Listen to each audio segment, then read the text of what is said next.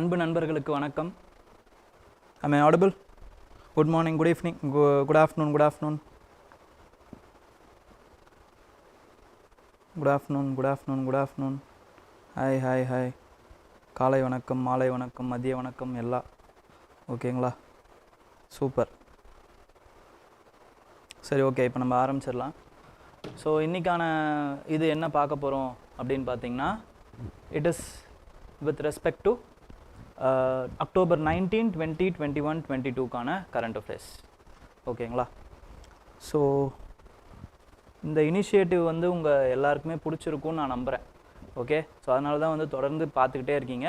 இன்னும் தொடர்ந்து பார்த்துக்கிட்டே இருங்க. அப்போ தான் வந்து இது வந்து ஒரு சக்ஸஸ்ஃபுல் இனிஷியேட்டிவாக ஆகும். ஓகேங்களா? இன்னும் நிறைய பேர் பார்க்கணும். So kindly share. Okay, share பண்ணுங்கள், ஃபுல்லாக பாருங்கள். ஓகேங்களா? அதுவும் ரொம்ப important. Next, taxing industrial alcohol. So first of all, if you see with respect to center-state relations la pathinga appadina, an important schedule which you have to know is 7th schedule. ஏன்னா இந்த 7th schedule தான் என்ன பண்ணுது அப்படின்னு பார்த்தீங்கன்னா, அந்த list கொடுக்குது எந்தெந்த, அதாவது வந்து legislative domains of the center and the states வந்து பிரிக்கிறது இந்த 7th schedule தான். அப்போ there are 3 kinds of schedules, 3 kinds of list. First list is center or union list.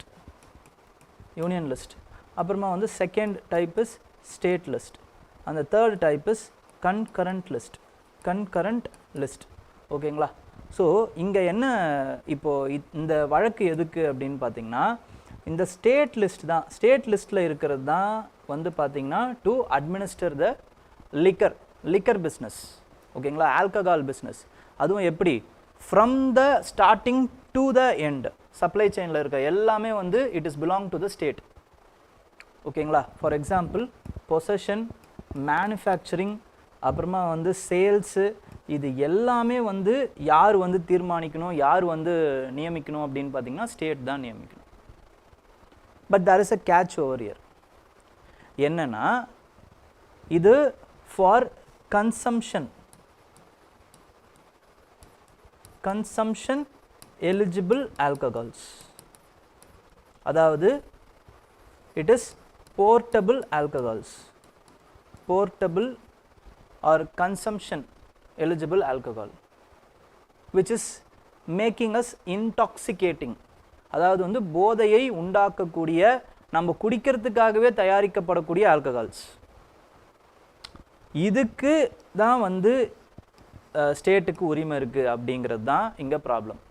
அப்படிங்கிறது தான் ஸ்டேட்டுக்கு இதுக்கு மட்டும்தான் உரிமை இருக்கா, இல்லைனா there is another important type of alcohol which is industrious alcohol. இல்லைனா இண்டஸ்ட்ரியல் ஆல்கஹால், எப்படி வேணாலும் சொல்லலாம். இண்டஸ்ட்ரியல் ஆல்கஹால் இது எதில் வருது அப்படின்னு பார்த்தீங்கன்னா, இட் கம்ஸ் அண்டர் த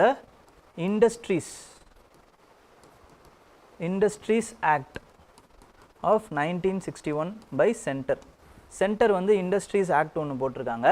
அதுக்குள்ள இந்த இண்டஸ்ட்ரியல் ஆல்கஹாலும் வர்றதுக்கு வாய்ப்பு இருக்குது அப்படிங்கிறது தான் சென்டரோட கன்சம்ஷன்.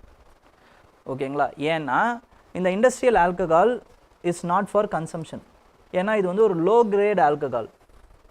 இந்த ஆல்கஹாலோட என்ன பண்ணுறாங்க அப்படின்னு பார்த்தீங்கன்னா, சில இது வேறு சில விஷயங்களையும் சேர்க்குறாங்க. பென்சின் மாதிரி, இந்த மாதிரியான சில இதையும் சேர்க்குறாங்க ஃபார் மேனுஃபேக்சரிங் ஆஃப் பர்ஃப்யூம்ஸு, அதுக்கப்புறம் காஸ்மெட்டிக் ஐட்டம்ஸு, இந்த மாதிரியான சில விஷயங்களுக்காக இந்த ஆல்கஹால் பயன்படுத்தப்படுது. எத்தனாலோட சேர்த்து பென்சின், அதுக்கப்புறம் வேறு சில ஐட்டம்ஸ்லையும் சேர்க்குறாங்க. So it is not eligible for ட்ரிங்கிங்க்கு எலிஜிபிள் கிடையாது. ஸ்டேட்ஸ் என்ன சொல்கிறாங்க பார்த்தீங்கன்னா, பட் இதை நாங்கள் வந்து இது பண்ண முடியல, இதை நாங்கள் எங்களால் வந்து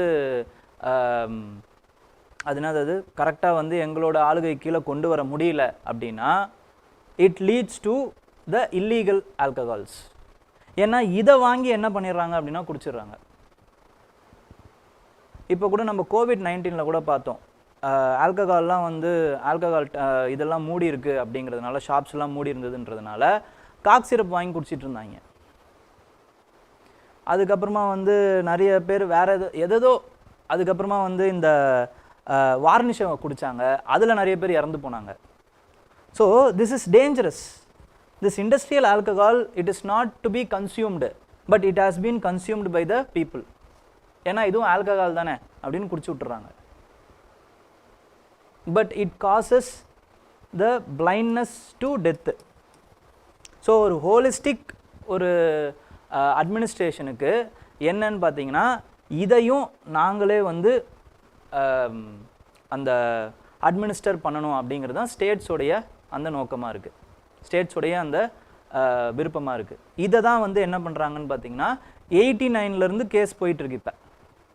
ஓகேங்களா, 89ல் போட்ட கேஸ் இது ஸ்டேட்ஸுக்கு வருமா வராதா?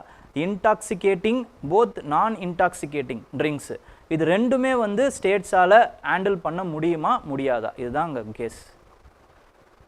அதுக்கு கோர்ட் என்ன சொல்லிடுச்சு அப்படின்னு பார்த்தீங்கன்னா இங்கே தான் நீங்கள் ரொம்ப இம்பார்ட்டண்ட்டாக கவனிக்கணும்.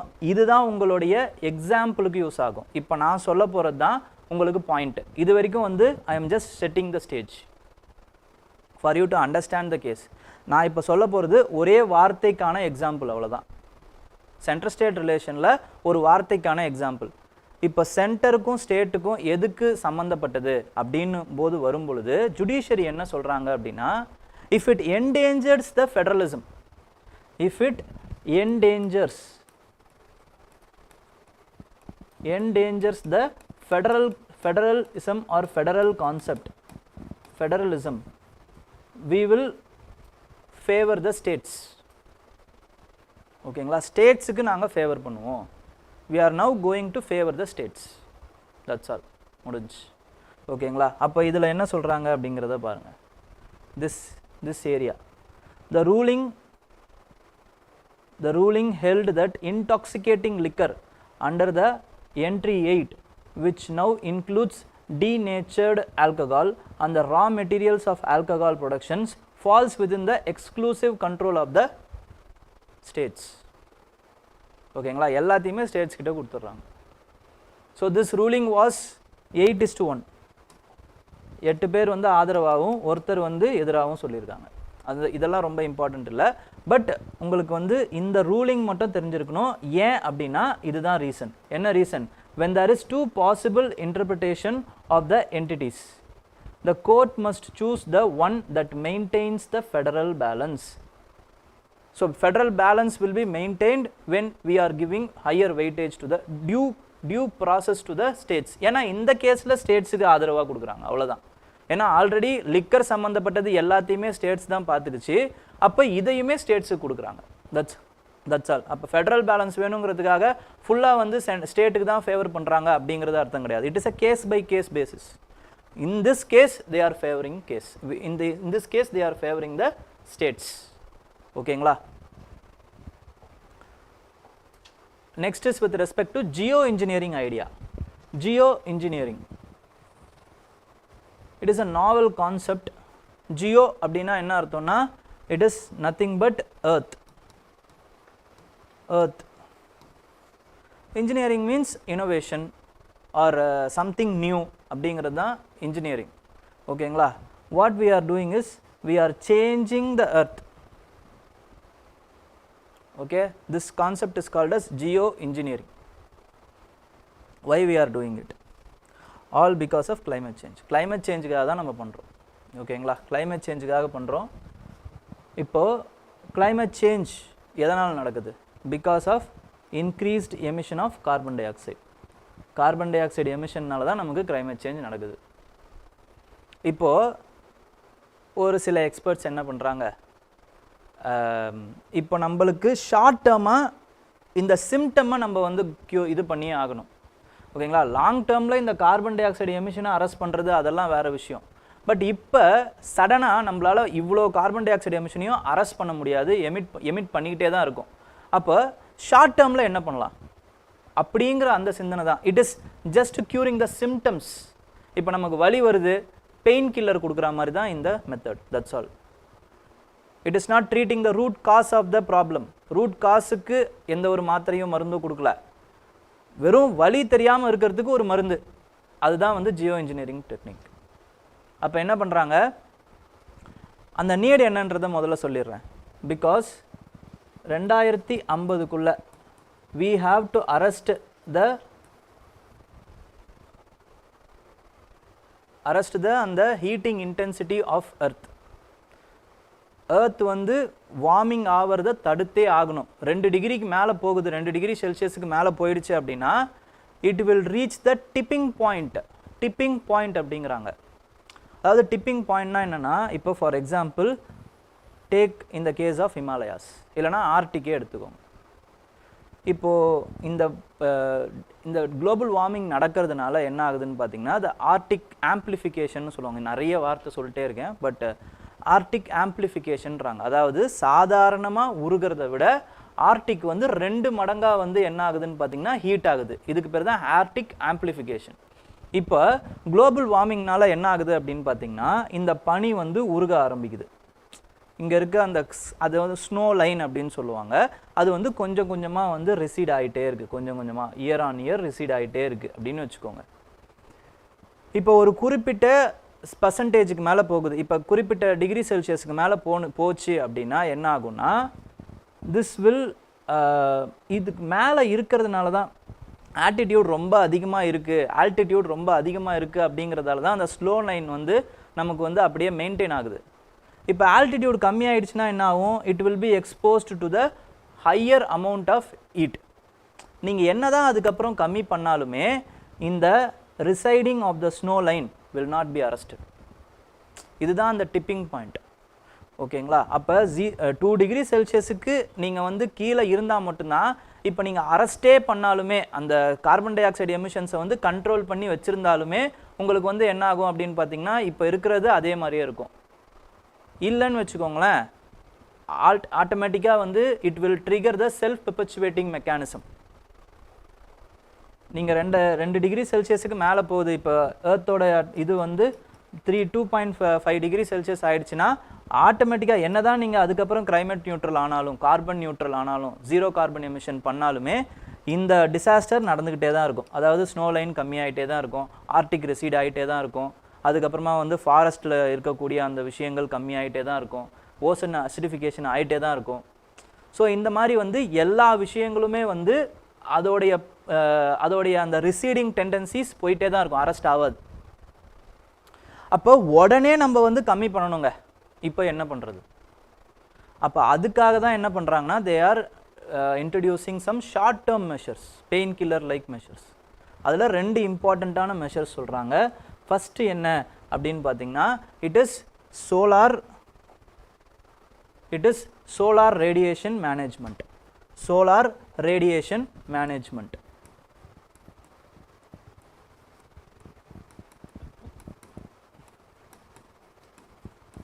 சோலார் ரேடியேஷன் மேனேஜ்மெண்ட் என்ன பண்ணுறாங்க, எதனால் ஹீட் ஆகுது, உங்களுக்கு எதனால் ஹீட் ஆகுது அப்படின்னு பார்த்தீங்கன்னா, நமக்கு வரக்கூடிய சன்னிலிருந்து வரக்கூடிய அந்த லாங் டேர்ம், அதாவது வந்து ஷார்ட் டேர்ம் ரேடியேஷன்ஸ் தான் வரும். இங்கே ஷார்ட் டேர்ம் ரேடியேஷன் தான் சன்லேருந்து வரும்.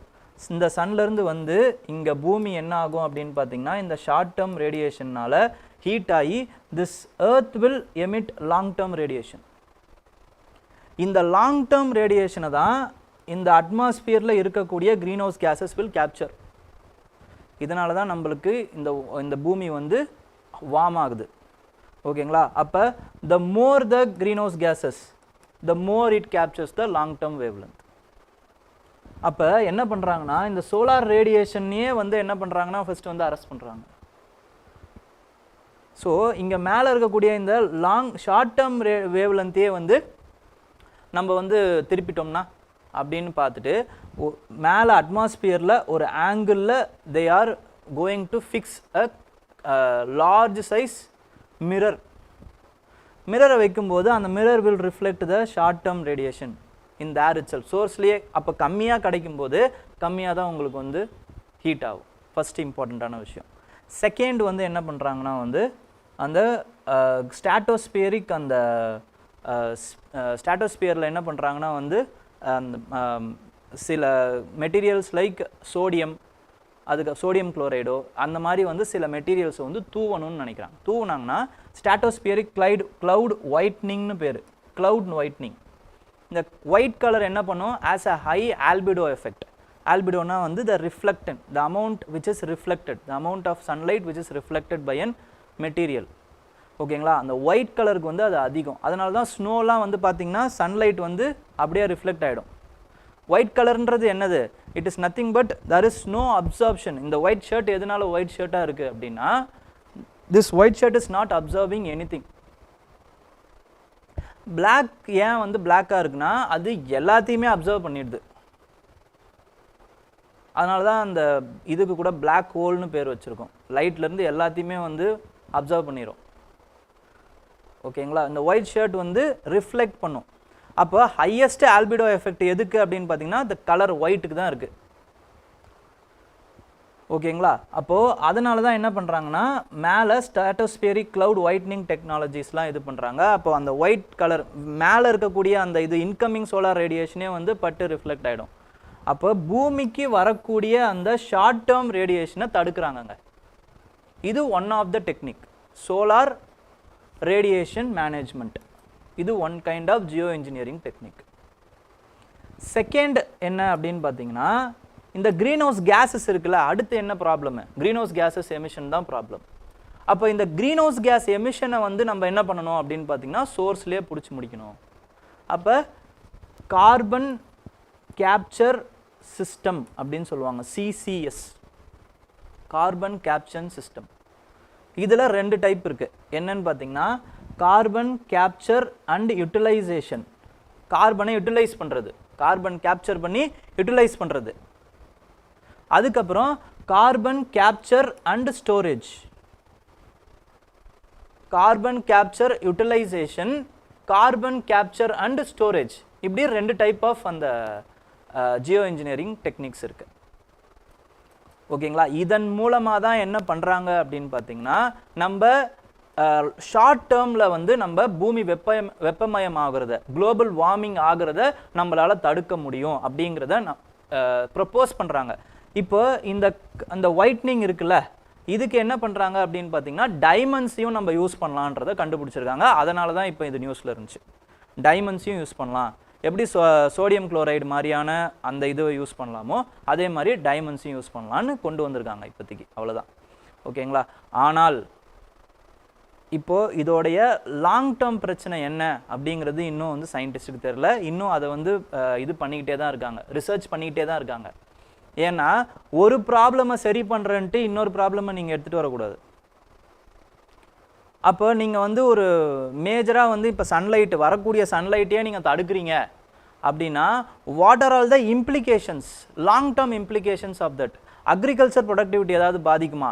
அந்த சன்லைட்டை நம்பி இருக்கக்கூடிய மற்ற உயிரினங்களுக்கு ஏதாவது ஆபத்து வருமா? இப்படிங்கிற இது எல்லாத்தையுமே நீங்கள் வந்து கணக்கில் கொள்ளணும். வெறும் வந்து நம்ம இந்த ஒரு ஷார்ட் டேர்ம் விஷயத்துக்காக நம்ம வந்து வேற ஒரு இம்ப்ளிகேஷன்ஸில் ஈடுபட்டுறக்கூடாது அப்படிங்கிறது தான் இன்னொரு இம்பார்ட்டண்ட்டான விஷயம். இதெல்லாம் வந்து சயின்டிஃபிக் கம்யூனிட்டி இன்னும் ஆராய்ஞ்சிக்கிட்டு இருக்காங்க. பட் உங்களுக்கு பிலிம்ஸுக்கும் சரி மெயின்ஸுக்கும் சேர்த்து தேவையான விஷயங்கள் என்ன அப்படின்னு பார்த்தீங்கன்னா தீஸ் கைண்ட்ஸ் ஆஃப் திங். ஓகேங்களா? So carbon storage and utilisation இதை எப்படி பண்ணுறாங்க அப்படிங்கிறத பார்த்துருவோம். இந்த டயக்ராம் மூலமாக பார்ப்போம். So first of all carbon storage எப்படி பண்ணலாம்? Long term afforestation. இதுதான் வந்து மனுஷன் என்ன பண்ணுவாங்க அப்படின்னு பார்த்தீங்கன்னா தும்ப விட்டு வாழ பிடிக்கிற கதைன்னு சொல்லுவாங்க. உங்களுக்கெல்லாம் தெரியும்னு நினைக்கிறேன். ஓகேங்களா? பூமி வந்து அப்படியே விட்டு அப்படியே இருந்திருந்தால் அப்படியே தான் இருக்கும். நம்ம தான் தேவையில்லாமல் போய் நம்மளை கம்ஃபர்ட் ஆக்கிக்கிறோம் அப்படின்ட்டு எதோ பண்ணி இப்போ திருப்பி வந்து மறுபடியும் பழைய இதுக்கு வரும், அஃபாரஸ்டேஷன் பண்ணுறோம் அப்படின்னு போயிட்டுருக்கோம். ஓகேங்களா? லார்ஜ் ஸ்கேல் அஃபாரஸ்டேஷனாக இருக்கட்டும்.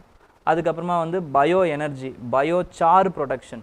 ஒன்றும் இல்லை, பயோசார்னா இந்த கார்பன் அந்த இதுவோட சேர்த்து அந்த சார்கோல் இருக்கு இல்லைங்களா, அதை ஆனரோபிக் ரீப்ரொடக்ஷனில் இது எரித்து என்ன பண்ணுவாங்கன்னு பார்த்தீங்கன்னா இந்த சாயில் கூட சேர்த்துருவாங்க. ஓகேங்களா? அதுதான் பயோசார். ஓகே, பயோசாராக இருக்கட்டும். அதுக்கப்புறமா வந்து என்ன பண்ணுறாங்கன்னா வந்து ஓஷன் அயான் ஃபர்டிலைசேஷன்ற இன்னொரு டெக்னாலஜி இருக்குது. அதாவது ஓஷன்ஸில் இருக்கக்கூடிய பைட்டோபிளாங்டான்ஸ் இருக்குல்ல, ஸோ அது என்ன பண்ணுறாங்க அப்படின்னு பார்த்தீங்கன்னா அதை நிறைய வளர வைக்கிறாங்க. எப்படி ஃபர்டிலைஸ் பண்ணுறாங்கன்னா, அயனை வந்து நீங்கள் ஓஷனில் போட்டிங்கன்னு வச்சுக்கோங்களேன், அந்த ஃபைட்டோபிளாங்டான்ஸ் என்ன பண்ணும் அப்படின்னா அந்த அயனை கன்சியூம் பண்ணி ரொம்ப ரேடிக்கலாக வளருமா. ஸோ ஃபைட்டோபிளாங்டான்ஸ் அப்படிங்கிறது என்னது? It is microscopic plants. Microscopic plants. அப்போ பிளான்ட்ஸ் என்ன பண்ணும்? ஃபோட்டோசிந்தசிஸ் பண்ணும். ஆட்டோமேட்டிக்கலாக photosynthesis will capture the CO2. அப்போ இருக்கக்கூடிய நிறைய CO2-வை நீங்கள் உங்களால் உறிஞ்ச முடியும் அப்படிங்கிறது இன்னொரு ஒரு இது. அதான் ஓஷன் அயான் ஃபர்டிலைசேஷன். ஓகேங்களா? அதுக்கப்புறமா வந்து என்ஹான்ஸ்டு வெதரிங் அண்ட் ஓஷன் அல்கலைனைசேஷன். இது இன்னொரு ஒரு டெக்னிக். என்னன்னா, இப்போது வெதரிங்கிற அந்த ப்ராசஸ் என்னன்னு பார்த்தீங்கன்னா, it is the removal of the layers of rocks. ராக்ஸை வந்து ரிமூவ் பண்ணுறது அது நேச்சுரலாக நடக்கும். ஓகேங்களா? There are some forces. அதாவது வந்து ஃபார் எக்ஸாம்பிள் இப்போ ராக்ஸோட வெதரிங் எப்படிலாம் நடக்கும் அப்படின்னு பார்த்தீங்கன்னா த்ரூ கிராவிட்டி, அதுக்கப்புறம் ஏர், விண்டு வந்து நடக்கும், விண்டுனால நடக்கும், அப்புறம் வந்து ரிவர்னால நடக்கும், இல்லை வாட்டர் சர்ஃபேஸ் வாட்டர்னால நடக்கும். இந்த மாதிரி வந்து நிறைய வெதரிங் ப்ராசஸ் இருக்குது. இந்த வெதரிங் என்ன பண்ணால் அந்த சின்ன சின்ன துகள்கள் இருக்குது பார்த்தீங்களா, இப்போ இந்த துகள்களுடைய அந்த சர்ஃபேஸ் இது பார்த்தீங்க அப்படின்னா அதிகம். ஓகேங்களா? இந்த துகள்கள் வந்து என்ன பண்ணணும்னு பார்த்தீங்கன்னா it will react. It is a mineral. They constitute calcium, magnesium like molecules. ஓகேங்களா? These calcium can react with carbon dioxide. அப்போ இந்த கார்பன் டை ஆக்சைடும் கால்சியமும் வந்து என்ன பண்ணும்? It will sequester. The carbon dioxide will be sequester by these kind of minerals. Sequester பண்ணும். அப்போ இந்த கால்சியம் வந்து என்ன ஆகும் அப்படின்னு பார்த்தீங்கன்னா automatically it will drain to the ocean. So this process is called as enhanced weathering. அப்போ என்ன பண்ணுறாங்க? ஆர்டிஃபிஷியலாக வெதரிங் பண்ணுறாங்க, என்ஹான்ஸ் பண்ணி விட்டுறாங்க வெதரிங் ப்ராசஸை. நேச்சுரலாக நடக்க வேண்டிய விஷயம். நேச்சுரலாக நடந்தால் இது ஒரு 1000-2000 வருஷம் நடக்கும். நம்ம என்ன பண்ணுறோம்? ஆர்டிஃபிஷியலாக என்ஹான்ஸ் பண்ணி விட்டுறோம். So enhanced weathering and ocean alkalinisation. And then direct air CO2 capture storage. இது என்னன்னு பார்த்தீங்கன்னா ஆர்டிஃபிஷியல் மரத்தை வந்து கட்டுறது. ஓகேங்களா? ஆர்டிஃபிஷியலாக மரத்தை வந்து இவனுங்களாம் உருவாக்குறானுங்களாம். ஓகேங்களா? அதுதான் வந்து என்னன்னு பார்த்தீங்கன்னா direct air CO2 capture and storage. And then this one is called a space mirror. So இந்த 8th டெக்னிக் இருக்குது பாருங்கள், இது வந்து சோலார் ரேடியேஷன் இது. ஸோ இந்த மாதிரி வந்து மிரர்ஸ் வைக்கிறது, ஸ்பேஸில் மிரர்ஸை வந்து இன்ஸ்டால் பண்ணுறது. ஓகேங்களா? நெக்ஸ்ட் வந்து 9th வந்து என்ன அப்படின்னு பார்த்தீங்கன்னா இந்த மாதிரி வந்து ஸ்டாட்டோஸ்பியரிக் க்ளவுட் ஒயிட்னிங் டெக்னிக், ஏரோசால் இன்ஜெக்ஷன்னு சொல்லுவாங்க. ஸ்டாட்டோஸ்பியரிக்கில் க்ளவுடை வந்து ஒயிட்னிங் பண்ணுறது. ஓகேங்களா? நெக்ஸ்ட்டு 10th வந்து அதே மாதிரி வந்து க்ளவுட் தின்னிங், அப்புறம் வந்து மெரைன் ஸ்கை பிரைட்னிங், எல்லாமே சர்ஃபேஸ் பேஸ்டு பிரைட்னிங் எல்லாத்தையும் பண்ணுறாங்க. So that it will be reflected. So 2 technique, 2 இம்பார்ட்டண்ட்டான டெக்னிக். ஓகேங்களா? These are called as geo engineering techniques. Okay, so one of the example of this is recently a Indian based company alt carbon அப்படிங்கிற அந்த company, Darjeeling based company என்ன பண்ணியிருக்காங்கன்னா இந்த ஜியோகெமிக்கல் process of rock வெதரிங்கை use பண்ணி, இந்த டஸ்ட்டை use பண்ணி they are using it as a fertilizer. இந்த டஸ்ட்டை வந்து ஃபெர்டிலைசராக யூஸ் பண்ணுறாங்க. எப்படி யூஸ் பண்ணுறாங்க? நான் சொன்ன அதே டெக்னிக் தான். என்னன்னு பார்த்தீங்கன்னா இப்போ நேச்சுரல் வெதரிங் ப்ராசஸில் என்ன நடக்கும்? All rocks naturally break down into minerals, but it takes thousands and thousands of years. ஓகேங்களா? அந்த மினரல்ஸ் என்ன பண்ணும் அப்படின்னு பார்த்தீங்கன்னா அட்மாஸ்பிரிக் கார்பனோட ரியாக்ட் பண்ணும். ஓகே, லைக் கால்சியம், மெக்னீஷியம் இதெல்லாம் minerals. These will react with atmospheric carbon. அப்போ this will capture the carbon dioxide. அந்த ஃபைனல் ப்ராடக்ட் என்ன அப்படின்னு பார்த்தீங்கன்னா bicarbonate. They become bicarbonate. And eventually அக்வாஃபயர்ஸில் வந்து என்ன பண்ணுன்னா அக்வாஃபயர்ஸ்லையோ அண்டர் கிரவுண்ட் ஸ்ட்ரீம்ஸ்லையோ ரிவர்ஸ்லையோ இது வந்து கார்பனை வந்து லாக் பண்ணி வச்சிரும். இது நேச்சுரல் ப்ராசஸ், நடக்கிற நேச்சுரல் ப்ராசஸ் இது. ஓகேங்களா? So because of this only oceans are the major carbon sinks and capture about 30% of CO2 from human activities அப்படிங்கிறாங்க. இது வந்து பிலிம்ஸுக்கு தேவையான ஒரு பாயிண்ட். ஓஷன்ஸ் தான் வந்து இருக்கிறதுலையே அதிகமாக வந்து நேச்சுரல் ஹியூமன் ரிலீஸ் பண்ணக்கூடிய அந்த கார்பன் டை ஆக்சைடை சிங்க் பண்ணுறதுல எது முதலிடத்துல இருக்குன்னு பார்த்தீங்கன்னா ஓஷன் தான் இருக்குது. எதுக்கு பொட்டென்ஷியல் அதிகமாக இருக்குங்கிறதுக்கு வேற, சாயில்ஸுக்கு தான் பொட்டென்ஷியல் அதிகமாக இருக்குது. ஆனால் இப்போ நேச்சுரலாக எது வந்து சிங்க் பண்ணிக்கிட்டு இருக்கு அப்படின்னு பார்த்தீங்கன்னா இந்த ஓஷன்ஸ் தான் சிங்க் பண்ணிக்கிட்டு இருக்கு. ஸோ ரெண்டுத்துக்கும் வித்தியாசம் இருக்குது, கரெக்டாக புரிஞ்சுக்கோங்க. ஓகேங்களா? ஸோ என்ன பண்ணுறாங்க அப்படின்னு பார்த்தீங்கன்னா பசால்டிக் ராக் இருக்குங்க. இந்தியா ஃபுல்லாக வந்து பசால்டிக் டெக்கனில் வந்து பசால்டிக் ராக்ஸ் இருக்குது, டெக்கன் ட்ராப்ஸ் அப்படின்ட்டு. இந்த basaltic rocks as a major ability to capture the carbon. அப்போ இதை என்ன பண்ணுறாங்கன்னா அந்த உடச்சி துகள் ஆக்கி அதை வந்து கார்பன் கேப்சர் டெக்னிக்கில் யூஸ் பண்ணுறாங்க. இதன் மூலமாக இந்த கார்பனை வந்து நீங்கள் கீழே கொட்டல, அந்த மாதிரியான மினரல்ஸை they are mixing it with soil, so that சாயிலுக்கு அந்த பிளான்ஸுக்கு வந்து அந்த கார்பன் கிடைக்கும் அப்படின்ட்டு. So they are increasing the carbon fertilisation. Carbon டை ஆக்சைடை அந்த சாயிலேருந்து எடுக்க பார்க்குறாங்க. ஏர்லேருந்து எடுத்ததில்ல பிளான்ஸு அப்படின்னா கம்மியாக தான் எடுக்கும், சாயிலேருந்து எடுத்ததுன்னா இன்னும் அதிகமாக இருக்கும். This will induce carbon fertilisation, increase in the plants க்ரோத்துக்கும் யூஸ் ஆகும் அப்படிங்கிறது தான் இவங்களோட திட்டம். ஓகேங்களா? இதுக்கு என்ன பண்ணுறாங்க அப்படின்னு பார்த்தீங்கன்னா this comes under carbon credits. ஓகேங்களா? இந்த மாதிரி வந்து செக்வஸ்டர் பண்ண அந்த கார்பன் வந்து they are giving it as carbon credits to many companies. Meta, அதுக்கப்புறமா வந்து ஆல்ஃபபெட்டுங்கிறது கூகுளோட பேரண்ட் கம்பெனி, இவங்கெல்லாம் வந்து சப்ஸ்கிரைப் பண்ணியிருக்காங்க இந்த கிரெடிட்ஸுக்கு. கிட்டத்தட்ட வந்து they have already given $5 million for this initiative. ஓகேங்களா? So next is with respect to perilous highways on salvation in the Himalayas. It is a news because of the important project. Himalaya வந்து எதனால நியூஸில் இருக்குது அப்படின்னு பார்த்தீங்கன்னா for the project called as Char Dham project. Char Dham project. சார்னா 4, தம் அப்படிங்கிறது வந்து என்னன்னு பார்த்தீங்கன்னா மடம். ஓகேங்களா? 4 மடங்களை இணைக்கிற அந்த இன்ஃப்ராஸ்ட்ரக்சர் ப்ராஜெக்ட் தான் என்ன அப்படின்னு பார்த்தீங்கன்னா இந்த சார்தம் ப்ராஜெக்ட். அது என்னென்ன 4 மடம் அப்படின்னு பார்த்தீங்கன்னா யமுனோத்ரி, கங்கோத்ரி, கேதார்நாத், பத்ரிநாத், அப்புறம் வந்து கேதார்நாத். இந்த 4 மடங்களையும் வந்து எங்கேருந்து உத்தரகாண்டோடைய கேபிட்டலான டெஹ்ராடூன்லேருந்து இணைக்கிறாங்க. ஓகேங்களா? இதுதான் அந்த சார்தம் ப்ராஜெக்ட். ஸோ இதில் என்ன சார் ப்ராப்ளம் இருக்குது அப்படின்னு பார்த்தீங்கன்னா இந்த கன்ஸ்ட்ரக்ட் பண்ணுற இந்த ஹிமாலயன் இதில் எங்கே கன்ஸ்ட்ரக்ட் பண்ணுறாங்கன்னா ஹிமாலயாஸில் கன்ஸ்ட்ரக்ட் பண்ணுறாங்க. ஹிமாலயாஸ் வந்து என்ன அப்படின்னு பார்த்தீங்கன்னா it is still in the process of attaining isostasy. இன்னும் வந்து ஹிமாலயா வந்து வளர்ந்து முடிக்கல, இன்னும் வளர்ந்துக்கிட்டு தான் இருக்குது. ஸோ என்ன அர்த்தம் அப்படின்னா it is a sensitive, ecologically sensitive ecosystem. Ecologically sensitive ecosystem Himalaya. அப்போ நீங்கள் என்ன பண்ணுறீங்க, you are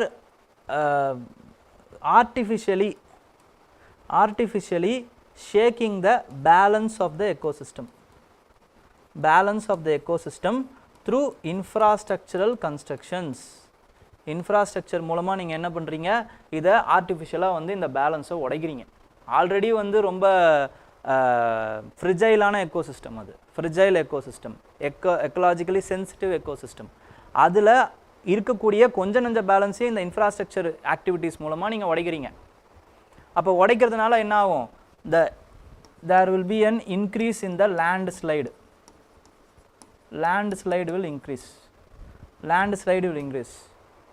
ஓகேங்களா? அது மட்டும் இல்லாமல் it will affect the lifes and livelihood of the people. இதனால் இது இல்லாமல் வந்து என்ன ஆகுதுன்னு பார்த்தீங்கன்னா because of the heavy infrastructural activities there is a problem of sinking. இதை வந்து சைலண்ட் டிசாஸ்டர்னு சொல்கிறாங்க. இப்போ ரீசெண்டாக வந்து ஜோஷிமத் அப்படிங்கிற அந்த ஒரு இடம் வந்து சிங்க் ஆச்சு. ஓகேங்களா, இது எதனால் ஆகுதுன்னு பார்த்தீங்கன்னா because of the infrastructural activity. சரி சார், இதை எதுக்காக பண்ணுறாங்க? Why they are constructing these kind of Char Dham projects என்றால் அப்படின்னா because to increase or boost the tourism potential and for the defense purposes, mobilizing the troops. இனிஷியலாக டூரிசம் தான் சொன்னாங்க, அதுக்கப்புறம் அது வந்து கோர்ட்டில் கேஸ் ஆன உடனே வந்து என்ன சொல்லிட்டாங்க அப்படின்னு பார்த்தீங்கன்னா ஃபார் டிஃபென்ஸ்னு சொல்லிட்டாங்க. ஸோ டிஃபென்ஸுங்கிறதுனால சுப்ரீம் கோர்ட்டும் வந்து இந்த ப்ராஜெக்ட்ஸுக்கு வந்து அனுமதி கொடுத்தாங்க. But still it is a disaster in making. ஓகேங்களா, ஸோ இதை நல்லா ஞாபகம் வச்சுக்கணும். So it is a continuous, this article will again come. ஓகேங்களா, நம்ம பார்ப்போம் எப்போ வரும் அப்படின்னு பார்த்தீங்கன்னா, இப்போ லேண்ட்ஸ்லைட் ஏதாவது அதிகமாக நடக்குது, வயநாடு மாதிரி நடக்கக்கூடாது, பட் அந்த மாதிரி ஏதாவது அதிகமாக நடந்துச்சுன்னா நம்ம அப்போவே சொன்னோம்ல அப்படின்ட்டு இவரே எழுதுவார், இல்லைனா வேறு ஒருத்தவங்க எழுதுவாங்க. ஓகேங்களா, அப்போ இதுக்கான ரெமெடி என்ன அப்படிங்கிறத பார்க்கணும். ரெமெடி என்னங்கிறது நமக்கே தெரியும். வாட் வி ஹாவ் டு, அதாவது வந்து நம்ம நேச்சரை மதிக்கணும். we have to respect the nature, that's all. sustainable டெவலப்மெண்ட்டாக இருக்கணும். நேச்சரோட பின்னி பிணைஞ்ச இன்ஃப்ராஸ்ட்ரக்சரல் ஆக்டிவிட்டி இருக்கலாம், லைக் எக்கோ பிரிட்ஜஸ், இந்த மாதிரி வேணால் நம்ம போட்டுக்கலாம். ஓகேங்களா, சென்சிட்டிவ் டு த நேச்சராக இருக்கணும். நம்மளுடைய அந்த பில்டிங் இல்லைனா நம்மளுடைய அந்த construction should be sensitive to the nature. It should not go against the nature. இவங்க என்ன பண்ணியிருக்காங்க அப்படின்னா இவங்களே ஒரு ரூல்ஸ் போடுறாங்க. ஓகேங்களா, சென்ட்ரல் கவர்மெண்ட்டே என்ன பண்ணுறாங்கன்னா ரூல்ஸ் போடுறாங்க. அதாவது வந்து இப்போ எக்கலாஜிக்கலி சென்சிட்டிவ் ஜோனாக இருக்குது அப்படின்னா என்விரான்மெண்ட் இம்பேக்ட் அசஸ்மெண்ட் வேணும். அதை இம்பேக்ட் அசஸ்மெண்ட் பண்ணி அதில் எதுவும் பாதிப்பு இல்லைன்னா மட்டும்தான் அந்த ஆக்டிவிட்டியை நம்ம எடுக்கணும் அப்படிங்கிறது தான் இவங்களோட ரூல். ஆனால் இவங்க என்ன பண்ணுறாங்க அப்படின்னு பார்த்தீங்கன்னா இவங்களோட ரூலை இவங்களே வந்து மீறுறாங்க. எப்படி மீறுறாங்க? This is an excellent example for what to say legality and morality. அந்த இதில் எக்ஸப்ஷன்ஸ் என்ன இருக்குது அப்படின்னு பார்த்தீங்கன்னா ஸ்மால் ப்ராஜெக்ட்ஸுக்கு என்விரான்மெண்ட் இம்பேக்ட் அசஸ்மெண்ட் தேவையில்லைன்னு இருக்குது. அப்போ 250 கிலோமீட்டர் ப்ராஜெக்டை இவங்க என்ன பண்ணுறாங்கன்னு பார்த்தீங்கன்னா 50 கிலோமீட்டர் ப்ராஜெக்டாக மாற்றுறாங்க. அதுக்குள்ளே வந்து நிறைய ப்ராஜெக்ட்ஸாக ஆக்குறாங்க. அப்போ இதுக்கெல்லாம் உங்களுக்கு என்விரான்மெண்ட் இம்பேக்ட் அசஸ்மெண்ட் தேவையில்ல. அப்போ இப்படி என்ன பண்ணுறாங்கன்னா they are evading the legal route. So this is both legal fraud and ecological fraud which is committed by the central government. I am not saying. Article எழுதுனவர் சொல்கிறார். ஓகேங்களா, ஸோ வேறு ஏதாவது டவுட்ஸ் இருக்குங்களா?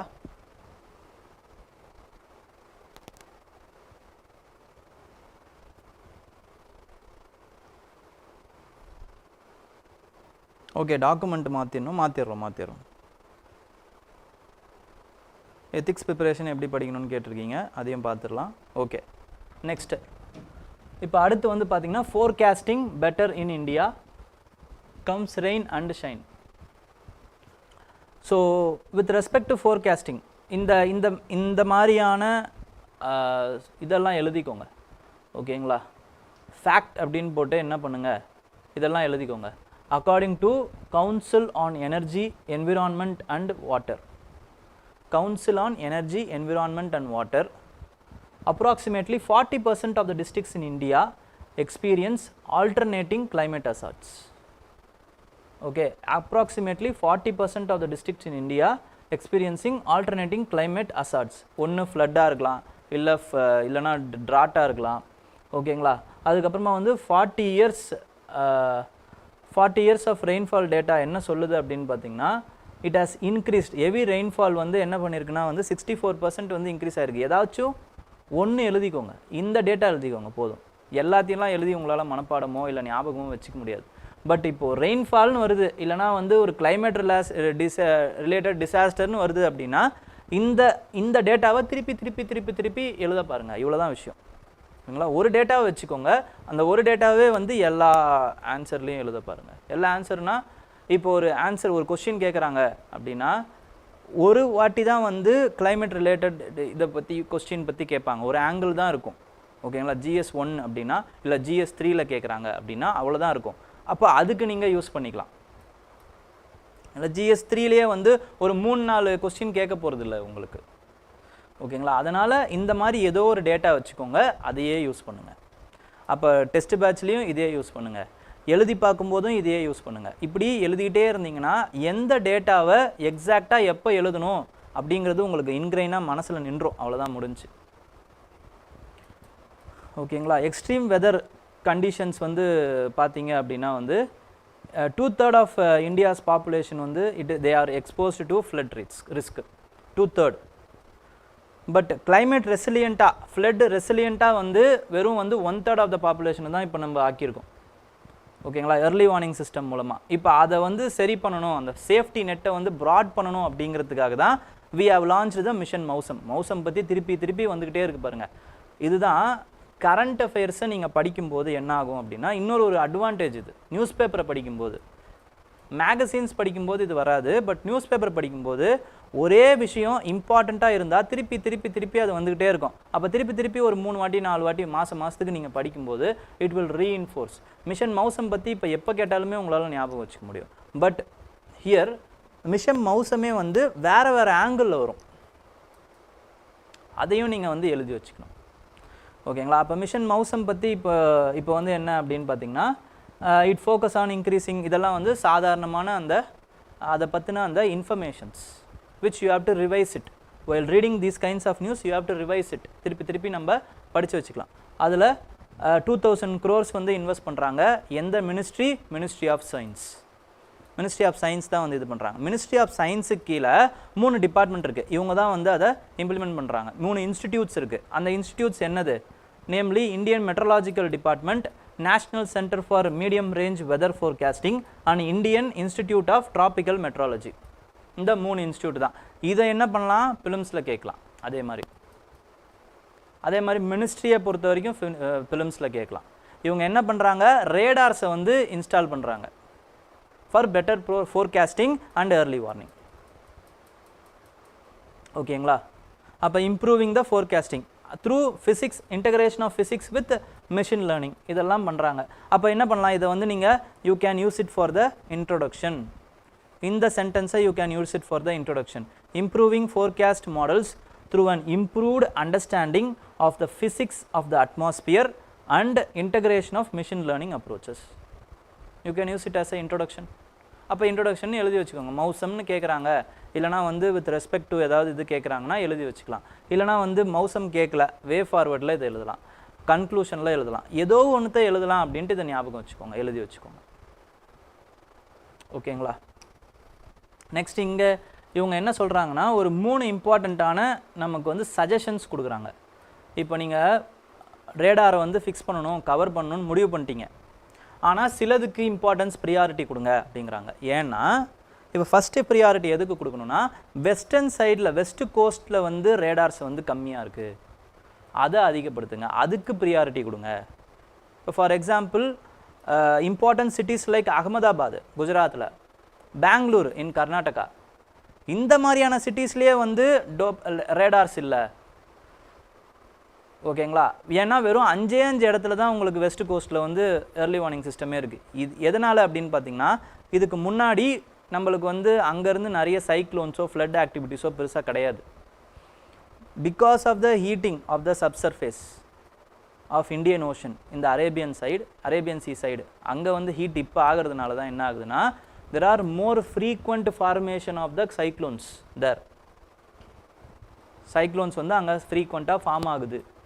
அது நம்மள இப்போ தான் வந்து இந்த ஃப்ளட்டிங்லேருந்து எல்லாமே, ஃப்ளட்டிங் ரிஸ்க்லேருந்து எல்லாமே வந்து இப்போ தான் இன்க்ரீஸ் ஆகுது வெஸ்டர்ன் சைடில்.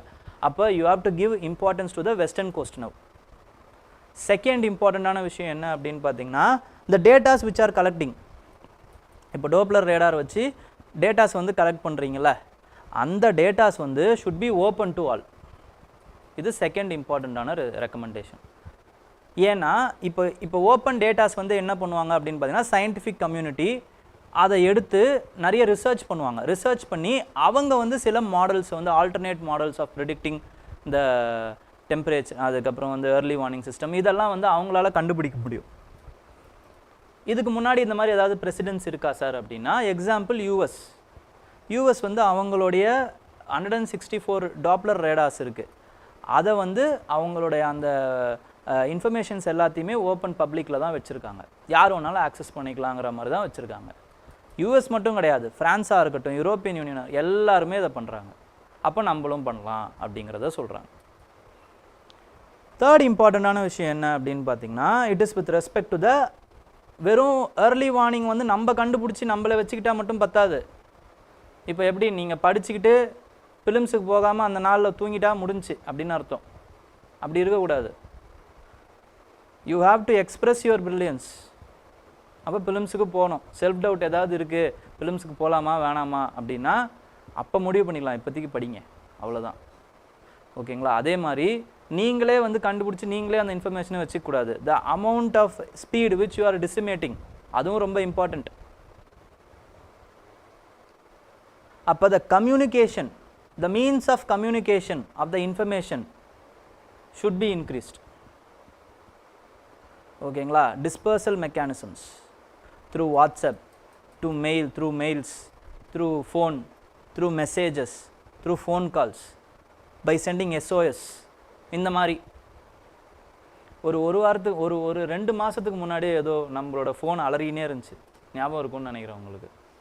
ஓகேங்களா? இது வந்து டிஸ்ட்ரெஸ் மெசேஜ் நாங்கள் விட்டுருக்கோம், இது வந்து ஃபார் ட்ரைனிங் பர்பஸ் அப்படிலாம் சொன்னாங்க. இந்த மாதிரி நிறைய விஷயங்கள். பட் சொல்லிட்டு பண்ணணும். முதல்ல யாருக்கும் சொல்லாமல் பண்ணிட்டாங்க. நிறைய பேர் வந்து ஃபோனுக்குன்னு ஆக்ட் பண்ணிட்டாங்களான்னு ஒரே பயம் வந்துருச்சு. ஓகேங்களா? இந்த மாதிரி வந்து சொல்லிவிட்டு அதுக்கப்புறம் இதை செய்யணும். Okay, next is with respect to the case for the nature restoration law in India. Case for the nature restoration law in India. இப்போ ரீசெண்டாக என்ன பண்ணியிருக்காங்க EU அப்படின்னு பார்த்தீங்கன்னா, யூரோப்பியன் கவுன்சிலில் யூரோப்பியன் யூனியனுடைய அந்த டிசிஷன் மேக்கிங் இதுதான் என்னன்னு பார்த்தீங்கன்னா யூரோப்பியன் கவுன்சில். இந்த European council has made a law which is a binding லா.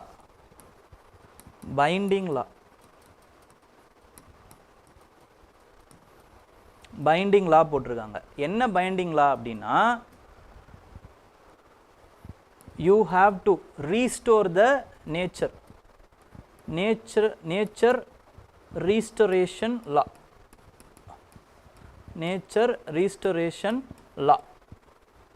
இந்த லா படி என்ன பண்ணணும் அப்படின்னா, immediately within 2030 you have to restore at least 20% of the degraded land and sea.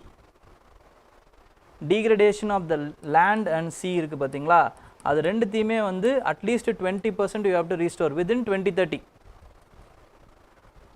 within 2050 what you have to do is you have to restore everything.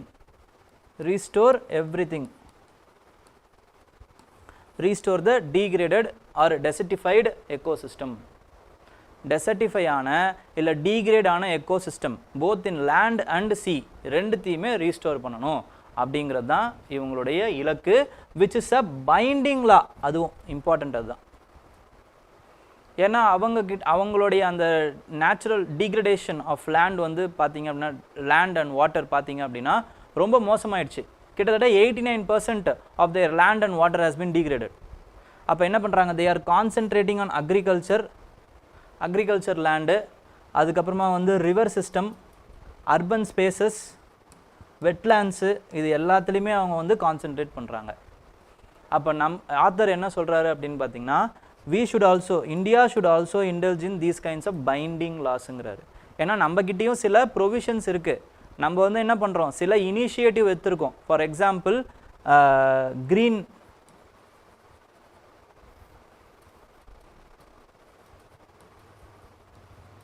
Green urban mission, அதுக்கப்புறமா வந்து integrated watershed management, இந்த மாதிரி வந்து சில initiatives நம்மளும் எடுத்திருக்கோம். But they R not binding கிடையாது இதெல்லாம். அப்போ நம்ம என்ன பண்ணணும், we should also have binding targets like European Union. அதில் கான்சென்ட்ரேட்டும் பண்ண சொல்கிறார். எதில் கான்சென்ட்ரேட் பண்ண சொல்கிறாருன்னா அக்ரிகல்ச்சர் ரீஸ்டோரேஷன். அக்ரிகல்ச்சர் லேண்டை ரீஸ்டோர் பண்ணுங்கள். Agriculture land should be restored. ஓகேங்களா? அதுக்கப்புறமா வந்து wetland should be restored. Wetland should be restored. அதுக்கப்புறம் அர்பன் ஸ்பேசஸ் அதே மாதிரியே ரிக்ளைம் பண்ணுங்கள் அப்படிங்கிற மாதிரி நிறைய விஷயங்களை சொல்கிறாரு. ஓகேங்களா?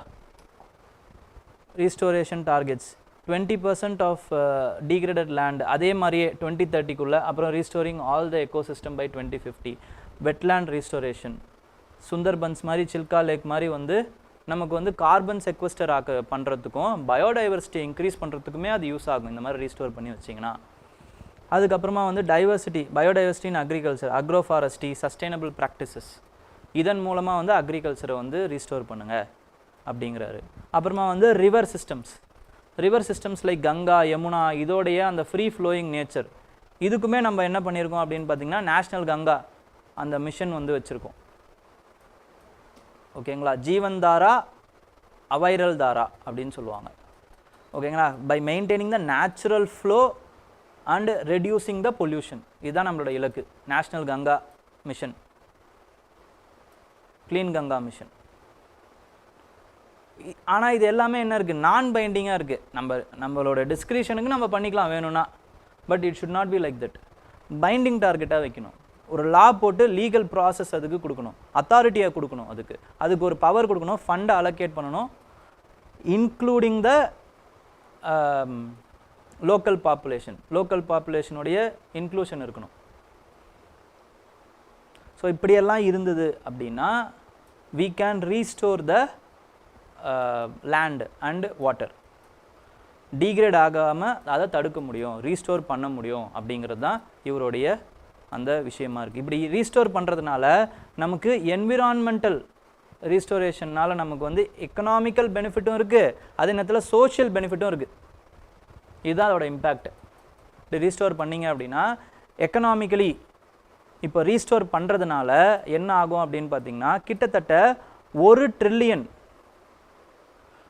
ட்ரில்லியன் மதிப்புள்ள அந்த சர்வீசஸ் வந்து இயற்கை வந்து நமக்கு பண்ணி கொடுக்குதான். அதை நம்ம என்ன பண்ணிக்கிட்டு இருக்கோம், அழிச்சிக்கிட்டு இருக்கோம். ஓகேங்களா? ஸோ அந்த மாதிரி வந்து நம்ம ரீஸ்டோர் பண்ணணும். அதே மாதிரி இப்போ லைவ்லிவுட் வந்து இன்க்ரீஸ் ஆகும், என்ஹான்ஸ் ஆகும். அப்போ சொசைட்டியெல்லாம் வந்து நம்ம என்ன பண்ணுவோம், நம்மளுடைய அந்த வாழ்வாதாரமும் டெவலப்மெண்ட்டும் இன்க்ரீஸ் ஆகும், என்ஹான்ஸ் ஆகும். Our agriculture will be resilient to the climate change. இதெல்லாம் ஆகும். சொசைட்டியலாகவும் ரெசிலியன்ட் ஆகும், எக்கனாமிக்கலாகவும் ரெசிலியன்ட் ஆகும். ஸோ இதெல்லாம் வந்து நம்ம ரீஸ்டோர் பண்ணணும். இந்த மாதிரி நேச்சுரல் ரீஸ்டோரேஷன், நேச்சர் ரீஸ்டோரேஷன்லாம் இந்தியாலையும் பைண்டிங் டார்கெட்டோட வேணும் அப்படிங்கிறது தான் இவங்களுடைய கூற்று. ஓகேங்களா? Next is with respect to India China reaches the deal on easing LAC tensions. இப்போ இது இன்னொரு ஒரு இம்பார்ட்டண்ட்டான நியூஸ். ஓகேங்களா? இப்போ ஃபார் எக்ஸாம்பிள் இப்போ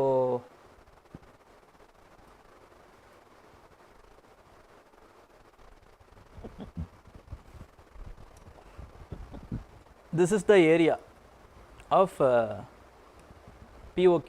அது POK இல்லை, இதுதான் வந்து LOC அப்படின்னு சொல்லுவாங்க. ஓகேங்களா? LAC, line of actual control, LAC. இந்த LAC எப்போ வருது அப்படின்னு பார்த்தீங்கன்னா during the war of 1962 they have captured this area called as Asymmetric. அப்படிங்கிற அந்த ஏரியாவை கேப்சர் பண்ணிட்டாங்க சைனா நம்மக்கிட்ட இருந்து. அப்போ இந்த ஏரியா, இந்த லைன் இருக்குது பார்த்தீங்களா, இந்த லைன் தான் வந்து என்ன அப்படின்னு பார்த்தீங்கன்னா LAC. இப்போது இது நாள் வரைக்கும் என்ன பண்ணுறாங்க, இப்போது LAC கேப்சர் பண்ணதுலேருந்து ஒரு 20 years மைனர் ஸ்கிரிமிஷஸ், அதாவது வந்து இவங்க இந்த சைடு வர்றது, நம்ம அந்த சைடு போகிறது, இப்படி இருந்தோம். ஓகேங்களா? மைனர் ஸ்கிரிமிஷஸ் இருந்துக்கிட்டே தான் இருந்துச்சு இந்தியாவுக்கும் சைனாவுக்கும். பட் ஆஃப்டர் 1988 ராஜீவ் காந்தி அவர்கள் என்ன பண்ணுறாரு அப்படின்னு பார்த்தீங்கன்னா he visits to China. சைனாவுக்கு விசிட் பண்ணுறாங்க. அண்ட் தென் அகெயின் இன் 1992-93 நரசிம்மராவ் அவரும் வந்து he also visits China. 2 prime minister சைனாவுக்கு போனதுக்கப்புறமா the tensions is easing down. Tensions between the China and India, அதுக்கப்புறமா வந்து skirmishes between the India and China in LAC, இது எல்லாமே வந்து என்ன ஆகுதுன்னு பார்த்தீங்கன்னா குறையுது. அப்போ இந்த ரிசல்ட்னால, இந்த விசிட்ஸ்னால ரிசல்ட் என்ன ஆகுது, ரிசல்டன்ட் விசிட்ஸ் என்ன அப்படின்னா 1993ல் there is an agreement between India and China, border agreement, peace and tranquility agreement அப்படின்னு சொல்லுவாங்க. peace and tranquility agreement. ஓகேங்களா? அதே மாதிரி in 1996 there is a confidence building measure agreement. இந்த ரெண்டு அக்ரிமெண்ட்டோட ரிசல்டன்ட் என்ன அப்படின்னு பார்த்தீங்கன்னா மொபிலைசேஷன் ஆஃப் ஃபோர்ஸஸ் வந்து இருக்கக்கூடாது. இனிஷியலாக அந்த இடத்துல மொபிலைசேஷன் ஆஃப் ஃபோர்ஸஸ் இருக்கக்கூடாது. அதே மாதிரி ரெண்டு பேருமே வந்து ரெண்டு ஆர்மிஸுமே வந்து கன் எடுத்துகிட்டு போகக்கூடாது, கன் ஃபயரிங் இருக்கக்கூடாது. அப்போ கன்ஸ் எடுத்துகிட்டே போகக்கூடாது. ஓகேங்களா? இது ஒரு இம்பார்ட்டண்ட்டான ரூல். அதுக்கப்புறமா வந்து இப்போது ஏதாவது வந்து நீங்கள் மிலிட்ரி எக்ஸசைஸ் பண்ணுறீங்க அப்படின்னா உங்கள் நாட்டை பார்த்து தான் நீங்கள் மிலிட்ரி எக்ஸசைஸ் பண்ணணும். இந்த நாட்டை இன்னொரு நாட்டை பார்த்து, இப்போ இந்தியா வந்து பண்ணுது அப்படின்னா சைனாவை நோக்கி வந்து மிலிட்ரி எக்ஸசைஸ் பண்ணக்கூடாது. நம்மளுடைய நாட்டை நோக்கியே காஷ்மீரை பார்த்து தான் வந்து நம்ம மிலிட்ரி எக்ஸசைஸ் பண்ணணும். அதுக்கப்புறம் ஏதாவது ஒரு ப்ராப்ளம் வருது அப்படின்னா there is a resolution mechanism. Resolution mechanism என்ன மெக்கானிசம்? பிரிகேடியர் லெவலில், கேப்டன் லெவலில், மேஜர் லெவலில் இவங்க ரெண்டு பேருமே இந்த ரெண்டு சைடில் இருக்கவங்களுமே வந்து பேசி அந்த ஒரு சொல்யூஷன்ஸை சால்வ் பண்ணிக்கலாம். இந்த மாதிரி என்ன பண்ணுறாங்க அப்படின்னு பார்த்தீங்கன்னா they have came up with the agreements, border agreements. And in 2003 என்ன ஆகுது, 2003 என்ன ஆகுது அப்படின்னு பார்த்தீங்கன்னா there is a mechanism, launch of mechanism called as SR mechanism, special representative mechanism, SR. அதாவது இந்தியா சரி சைனாவும் சரி அவங்க ரெண்டு பேருமே வந்து பேசுறதுக்காக யாராவது ஒரு ரெப்ரசன்டேட்டிவ் வந்து அனுமதிச்சுக்கலாம். இது வந்து வாஜ்பாய் அவர்கள் கொண்டு வர்றார். அப்போ இந்தியா சார்பாக என்ன பண்ணுறோன்னா we are choosing national security adviser as our special representative. So border ரிலேட்டடான டாக்ஸ் ஏதாவது இருக்குது அப்படின்னா இனிமேல் அவர் தான் பேசுவார். இந்த மாதிரி பேசி என்ன பண்ணுறாங்க அப்படின்னு பார்த்தீங்கன்னா ஓரளவுக்கு கொஞ்சம் கான்ஃபிடென்ஸையும் வந்து பில்ட் பண்ணுறாங்க, ஓரளவுக்கு வந்து ப்ராப்ளம் இல்லாமல் போகுது. And resultant of this is என்ன அப்படின்னு பார்த்தீங்கன்னா 2013ல் border and defence management agreement is signed between India and China. Border and defence management agreement இது வரைக்கும் ஓகேவாக இருக்குது. பட் அதுக்கப்புறம் என்ன ஆகுதுன்னு பார்த்தீங்கன்னா the silent rise of China, silent economic assertion of China, அதுக்கப்புறம் India's close alliance with US and இந்தியாவோட projection as a regional leader, another pole of a South Asia, East Asia, ஏஷியாவில் இன்னொரு ஒரு போல் சைனாவுக்கு எதிராக நம்ம தான் அப்படிங்கிற அந்த ப்ரொஜெக்ஷன் இந்த வேர்ல்டு, இது எல்லாமே என்ன ஆகுது அப்படின்னு பார்த்தீங்கன்னா மறுபடியும் வந்து சைனாவை அக்ரஸிவ் ஸ்டான்ஸுக்கு கொண்டு போக நினைக்குது. அப்போ என்ன பண்ணுறாங்க சைனா இன் 2020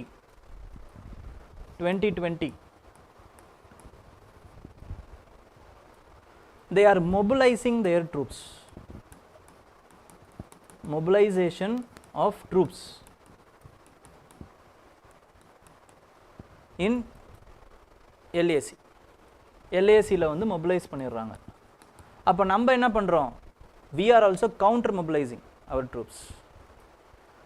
அப்போ build-up of the mobilization of the troops along the LAC நடக்குது, 2020ல் நடக்குது இது. அப்போ இப்போ மொபிலைசேஷன் ஆஃப் ட்ரூப்ஸ்னால என்ன ஆகுதுன்னு பார்த்தீங்கன்னா ஒரு கட்டத்தில் June 2020 ஜூனில் there is a clash between the people liberalization army of China and Indian army. ரெண்டு பேருக்கும் நடுவில் கிளாஷ் நடக்குது. இதில் அன்ஃபார்ச்சுனேட்லி 20 soldiers, Indian soldiers, அப்புறம் some PLA soldiers has been died. Sir கன்லாம் எடுத்துன்னு போகக்கூடாது எப்படி சார்னா அடித்து சண்டை போட்டிருக்காங்க. அடித்து சண்டை போட்டதுலேயே சில பேர் அன்ஃபார்ச்சுனேட்லி தே ஹவ் ஃபால். ஓகேங்களா, ஏதோ ஒரு குழியில் விழுந்து அந்த மாதிரி அடிக்கும்போது ஏதோ ஒரு குழியில் அந்த மாதிரி எங்கன்னா விழுந்து சிக்கி 20 பேர் இங்கே நம்ம சைட்லேயும் அங்கே கொஞ்சம் பேர் இறந்து போயிடுறாங்க. இந்த கிளாஷுக்கு பேர் தான் வந்து என்னன்னு பார்த்தீங்கன்னா கல்வான் கிளாஷ் 2020. ஸோ இதிலிருந்தே என்ன ஆகுதுன்னு பார்த்தீங்கன்னா மொபிலைசேஷன், எஸ்கலேஷன்.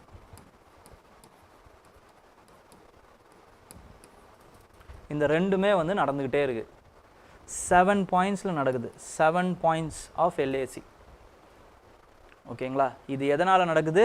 பிகாஸ் இந்தியாவுடைய close alliance with US. China is perceiving. China வந்து என்ன நினைக்கிறாங்க அப்படின்னு பார்த்தீங்கன்னா இந்தியா வந்து யூஎஸோட ஒரு அலைனே நினைக்கிறாங்க. பட் இந்தியா வந்து டைம் அண்ட் அகைன் சொல்லிடுச்சு, நாங்கள் we are following a separate foreign policy, strategic autonomy எங்களுக்கு இருக்குது, நாங்கள் ஒன்றும் யூஎஸோட அலை இல்லை அப்படின்லாம் சொல்லிட்டோம். பட் இருந்தாலும் குவாட் குரூப்பிங்கில் சேர்ந்ததுலேருந்து அதுக்கப்புறமா வந்து கான்ஸ்டண்ட்டாக வந்து இண்டோ பசிபிக் அப்படிங்கிற அந்த இது மாறினதுனால என்ன ஆகுதுன்னு பார்த்தீங்கன்னா சைனா வந்து என்ன நினைக்கிறாங்கன்னா it is encircled by India அப்படின்னு நினைக்கிறாங்க. செகண்ட் என்ன ரீசன் அப்படின்னா it is with respect to the abrogation of article 370. Abrogation of article 370. 370 வந்து நீக்கினது. சரி, இதுக்கும் சைனாவுக்கும் என்ன, பாகிஸ்தான் ஏதாவது பண்ணால் கூட பரவாயில்ல அப்படின்னா சைனா சைடில் தானே வந்து இது லடாக் இருக்குது. ஸோ லடாக்கை நீங்கள் என்ன பண்ணுறீங்க, ரீஓரியன்ட் பண்ணுறீங்க, யூனியன் டெரிட்டரி ஆக்குறீங்க. அது மட்டும் இல்லாமல் செக்யூரிட்டியை வந்து இன்க்ரீஸ் பண்ணுறீங்க. இன் லடாக் செக்யூரிட்டி இன்க்ரீஸ் பண்ணுறீங்க, இன்ஃப்ராஸ்ட்ரக்சர் ஆக்டிவிட்டீஸை வந்து இன்க்ரீஸ் பண்ணுறீங்க. So this will enhance the force mobilisation. Example, the construction of Daulat Beg Oldie road. Daulat Beg Oldie road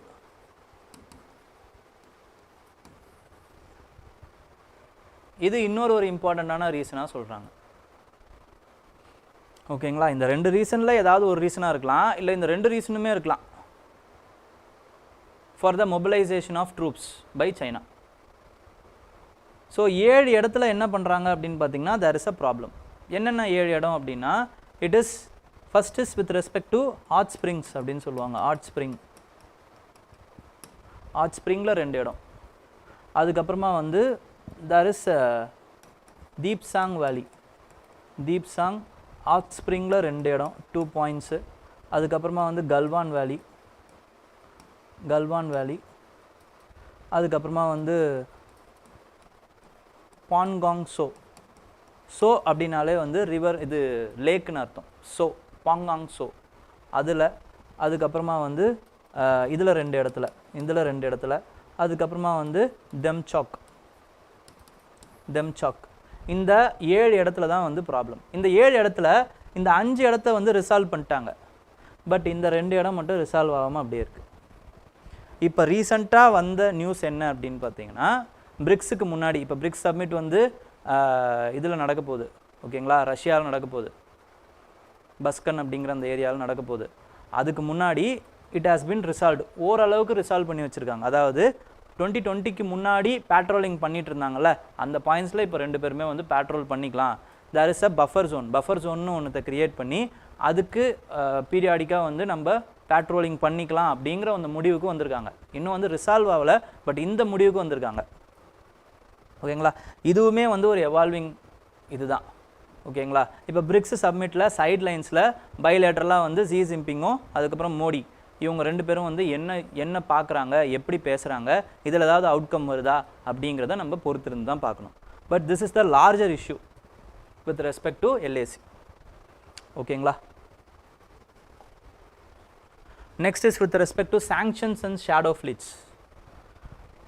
Excuse me.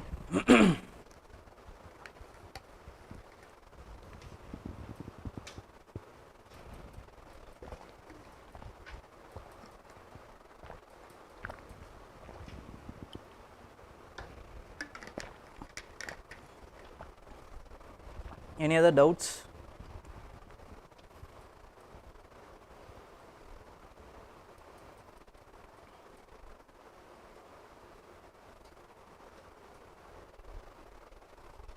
Char Dham ப்ராஜெக்ட்டுக்கு என்விரான்மெண்ட் அசஸ்மெண்ட் எடுப்பாங்கன்னு சொன்னீங்க ப்ரோ. இப்போ அதுக்கு இன்ஸ்ட்ருமெண்ட் ஆர் இண்டிகேட்டர்ஸ் யூஸ் பண்ணுவாங்களா?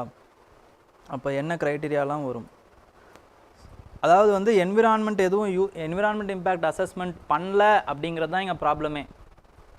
ஆக்சுவலாக என்விரான்மெண்ட் இம்பேக்ட் அசஸ்மெண்ட் நியாயமாக இந்த மாதிரியான எக்கோ சென்சிட்டிவ் ஜோன்ஸில் பண்ணி இருக்கணும். But they are circumventing their rules. அதாவது ஸ்மால் ப்ராஜெக்ட்ஸுக்கு என்விரான்மெண்ட் இம்பேக்ட் அசஸ்மெண்ட் தேவையில்லை அப்படிங்கிறதுனால இது ஒரு மெகா ப்ராஜெக்ட். இதை என்ன பண்ணுறாங்கன்னா ஸ்மால் ப்ராஜெக்டாக வந்து சுருக்கி அந்தந்த ப்ராஜெக்ட்ஸுக்கு அப்போ என்விரான்மெண்ட் இம்பேக்ட் தேவையில்லைன்றதை தே ஆர் சர்க்கம்வென்டிங். ஸோ அதனால் வந்து அதை பண்ண மாட்டாங்கன்றது தான் இப்போ ப்ராப்ளமே.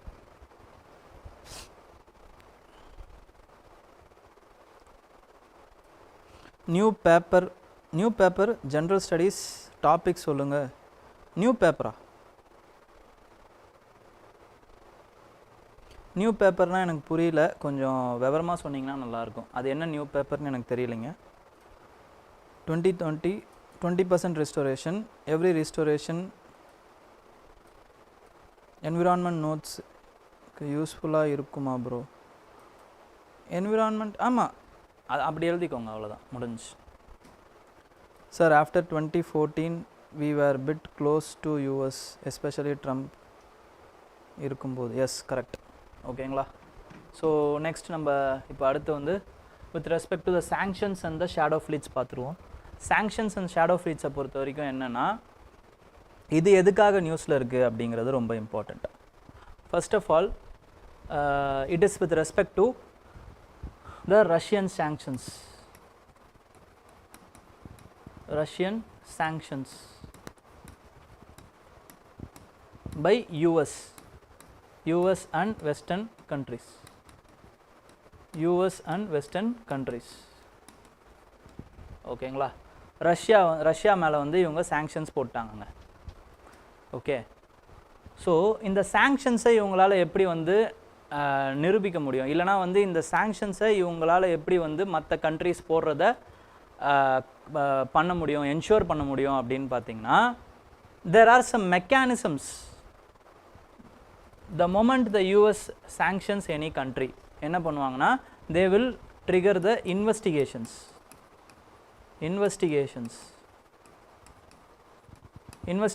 ஆரம்பிச்சிருவாங்க. இன்வெஸ்டிகேஷன்ஸ் ஆரம்பித்து என்ன பண்ணுறாங்கன்னா, the countries, companies, individuals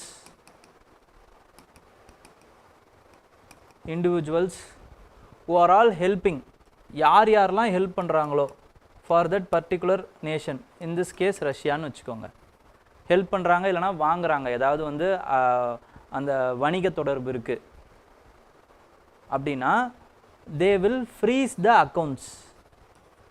freeze the accounts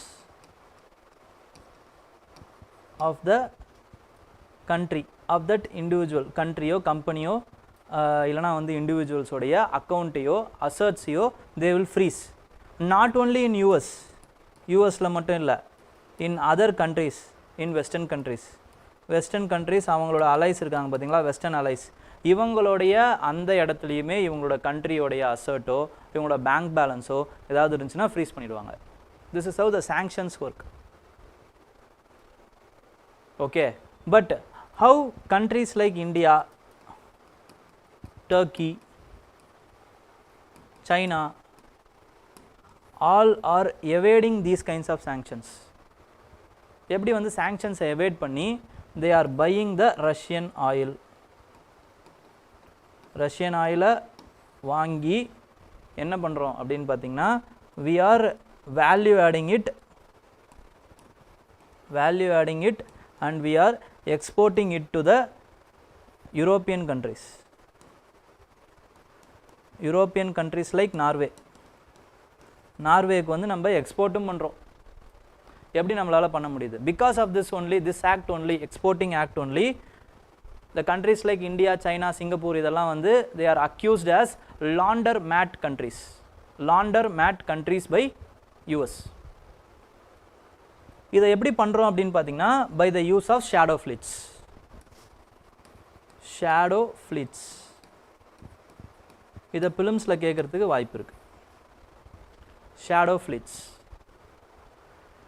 it is mostly used in western media. Western media இந்த மாதிரி வந்து சொல்கிறாங்க. என்ன அப்படின்னு பார்த்தீங்கன்னா, இப்போது ஒரு கப்பல் இருக்குங்க, ஒரு ஷிப் இருக்குது, ஓகேங்களா. இந்த ஷிப்பில் ஒரு ஃப்ளாக் ஒன்று போட்டிருப்பாங்க, ஃப்ளாக் இருக்கும். இட் வில் பேர் அ ஃப்ளாக். எல்லா ஷிப்புமே வந்து ஒரு ஃப்ளாக் இருக்கணும், ஓகேங்களா. அப்படி ஃப்ளாக் இல்லைன்னா இட் இஸ் நாட் ரெஜிஸ்டர்டு எனிவேர்னு அர்த்தம், ஓகேங்களா. அப்போ என்ன பண்ணியிருப்பாங்கன்னா, ஏதோ ஒரு கம்பெனியில் ரெஜிஸ்டர் பண்ணி அந்த கண்ட்ரி எந்த கண்ட்ரியில் ரெஜிஸ்டர் பண்ணியிருக்காங்களோ அந்த கண்ட்ரியோடைய ஃப்ளாகை வந்து வச்சுருப்பாங்க, ஓகேங்களா. பல கண்ட்ரிஸ் வந்து நிறைய ரெஸ்ட்ரிக்ஷன்ஸ் வச்சுருப்பாங்க. அப்போ சில கண்ட்ரிஸ் ரெஸ்ட்ரிக்ஷனே இல்லாமல் இருக்கும், டேக்ஸஸ் கம்மியாக இருக்கும், டேக்ஸ் அவாய்டன்ஸ்க்காக, அதுக்கப்புறமா வந்து லீனியண்ட்டான சில விஷயங்களுக்காக, லீனியன்ட் ரூல்ஸ் இதனால் என்ன பண்ணுவாங்கன்னு பார்த்தீங்கன்னா, சில கண்ட்ரிஸை ப்ரிஃபர் பண்ணுவாங்க. ஃபார் எக்ஸாம்பிள் பனாமா, அதுக்கப்புறமா வந்து சைப்ரஸ், இந்த மாதிரியான சில கண்ட்ரிஸை இவங்க வந்து சூஸ் பண்ணுவாங்க. இந்த மாதிரி கண்ட்ரிஸ் தான் என்னன்னு பார்த்தீங்கன்னா, they are called as flag of convenience அப்படின்னு சொல்லுவாங்க. Flag of convenience.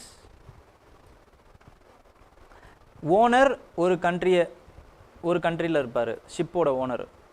அந்த ஷிப்பு வந்து வேறு கண்ட்ரியில் ரெஜிஸ்டர் ஆகிருக்கும். அந்த ஷிப்போட ஆப்ரேஷன்ஸ் பார்த்தீங்க அப்படின்னா, ஆப்ரேஷன் டீம் இருக்குது பார்த்தீங்களா, அவங்க வந்து operation team will be different country, like they would have outsourced these kind of operations. அப்போ இந்த மாதிரி இருக்கும்போது இவங்களை எப்படி நீங்கள் ட்ராக் பண்ண முடியும்? அப்போ இந்த மாதிரியான ஷிப்ஸை தான் என்ன சொல்கிறாங்க அப்படின்னு பார்த்தீங்கன்னா, இது ஷேடோ ஃப்ளீட் அப்படின்னு சொல்கிறாங்க. சார் எப்படி சார் ட்ராக் பண்ண முடியாது அப்படின்னா, இப்போது நீங்கள் கன்ஸ்ட்ரக்ஷன் ஆஃப் த ஷிப்ஸ் பார்த்தீங்கன்னா, இது வந்து ரொம்ப இம்பார்ட்டன்ட் ஃபார் பிலிம்ஸ், ஓகேங்களா. Greek owns 20% of the global merchant shipping fleet. Greek தான் வந்து இருக்கிறதுலே 20% வந்து மர்ச்சன்ட் ஷிப்பை வந்து ஓன் பண்ணுறது. நெக்ஸ்ட்டு வந்து சைனா இருக்குது, நெக்ஸ்ட்டு ஜப்பான் இருக்குது. Building and repair of the ships வந்து யார் இருக்கிறது அதிகமாக அப்படின்னு பார்த்தீங்கன்னா, இட் இஸ் ஆல்சோ சைனா தான் ஃபஸ்ட்டில் இருக்காங்க, அடுத்து ஜப்பான், அடுத்து சவுத் கொரியா. ஆனால் insurance and finance for the ship, இதில் தான் யூரோப்பியன் யூனியனும் யூகேவும் ஆளுகை செலுத்துகிறாங்க, ஓகேங்களா. இன்சூரன்ஸ் அப்படிங்கிறது ஒரு ஷிப்புக்கு ரொம்ப ரொம்ப இம்பார்ட்டண்ட். ஏன்னா it carries tons and tons of tons of equivalent to goods.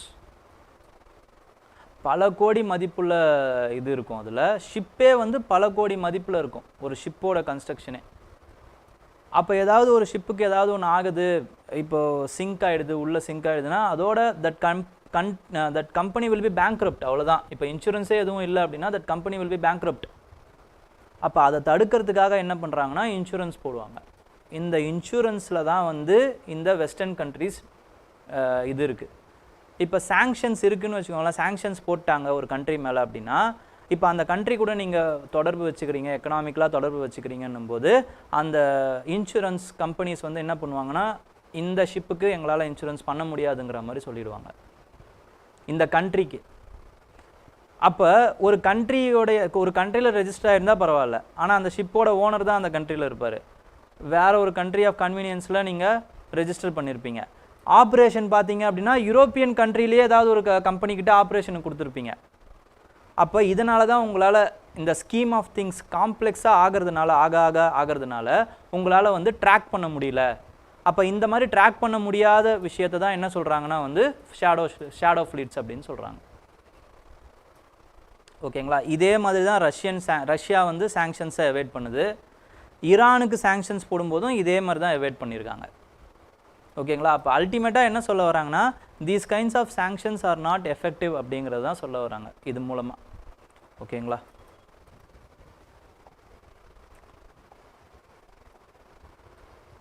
Next is with respect to antitrust laws, Google versus antitrust law. இதுவும் ஒரு ரொம்ப சுவாரஸ்யமான ஒரு கேஸ் தான்.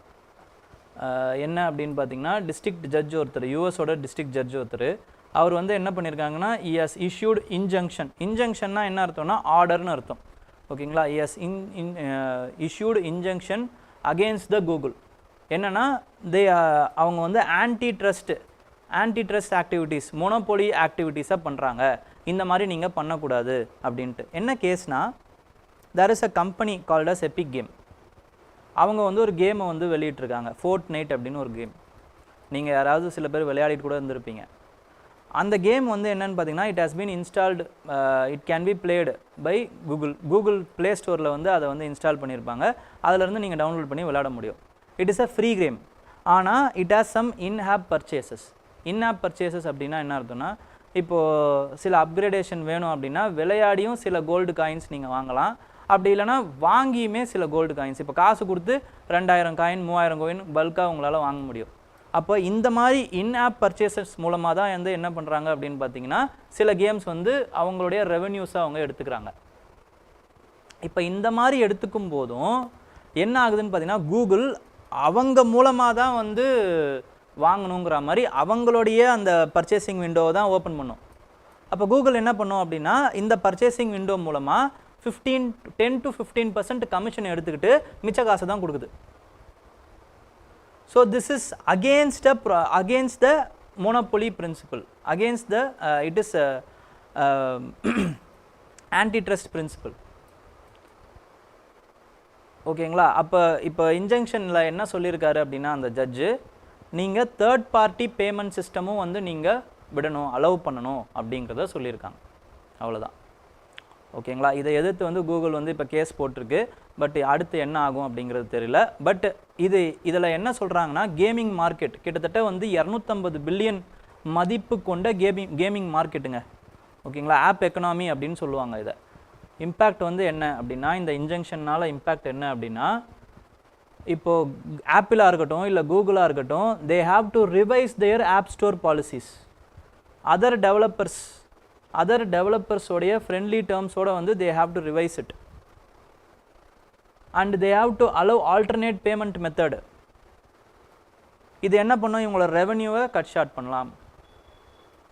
ஓகேங்களா. இவ்வளோ டீட்டெயில்டாக நமக்கு தேவையில்லை. ஓகேங்களா. பட் உங்களுக்கு என்ன தேவைன்னா, இதில் ஒரு மோனோபோலி அப்படிங்கிற ஒரு எக்ஸாம்பிள் ஏதாவது தேவைப்பட்டது அப்படின்னா இந்த சினாரியோவை நீங்கள் எழுதலாம். கூகுள் வெர்சஸ் எபிக் கேம்ஸ் அப்படின்ட்டு. இன்னும் மோனோபோலி இருக்கா, கேபிட்டலிசத்தில் மோனோபோலி இருக்கா, ஃப்ரீ மார்க்கெட் தான் அலோவ் பண்ணுது அப்படின்னா இல்லை, இந்த மாதிரியும் சில விஷயங்கள் பண்ணுறாங்க. கேபிட்டலிசமில் ஃப்ரீ மார்க்கெட்லாம் ஒன்றும் இல்லை, அவங்க மோனோபோலி டெண்டன்சியோடு தான் இருக்காங்கன்ற ஒரு கேஸ் ஸ்டடிக்கு நீங்கள் இந்த கேஸ் ஸ்டடியை எழுதிக்கலாம். That's all. ஓகேங்களா. Next is India's choice in the world becoming bipolar again. இப்போது ஆத்தர் வந்து யாருன்னு பார்த்தீங்கன்னா Shashi Tharoor. Is famous for is English words. ஓகேங்களா. ஸோ அவ்வளோ இங்கிலீஷ் வேர்ட்ஸ்குள்ளெல்லாம் நம்ம போக வேணாம். அவர் என்ன சொல்ல வராருங்கிறத நம்ம ஷார்ட்டாக பார்த்துருவோம். இப்போது there is the year is 1945. 1945. This is the year where the World War ended. World War II வந்து இங்கே தான் வந்து எண்ட் ஆகுது. World War II was ended here. After that Cold War started.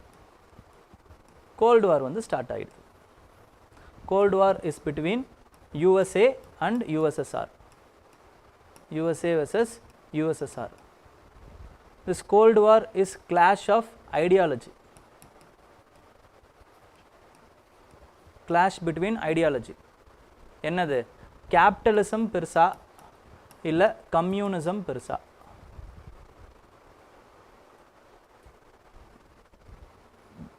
இவங்களுக்குள்ள எந்த ஒரு இதுவும் கிடையாது, கனெக்டிவிட்டியும் கிடையாது. எக்கனாமிக்கலி ஆர் சோஷியலி கல்ச்சுரலி எந்த ஒரு கனெக்ஷனும் கிடையாது. யூஎஸ்ஏ வந்து யூஎஸ்எஸ்ஆர் கூட எந்த ஒரு எக்கனாமிக் டீலிங்கும் பண்ணதில்லை. ஆர்ட்லைன், அதாவது வந்து ஃபோனே வந்து எப்போ வந்து இன்ஸ்டால் பண்ணுறாங்க அப்படின்னு பார்த்தீங்கன்னா ஆஃப்டர் த கியூபன் மிசைல் கிரைசிஸ். அதுக்கப்புறமா தான் வந்து ஆர்ட்லைன் இன்ஸ்டாலே பண்ணுறாங்க.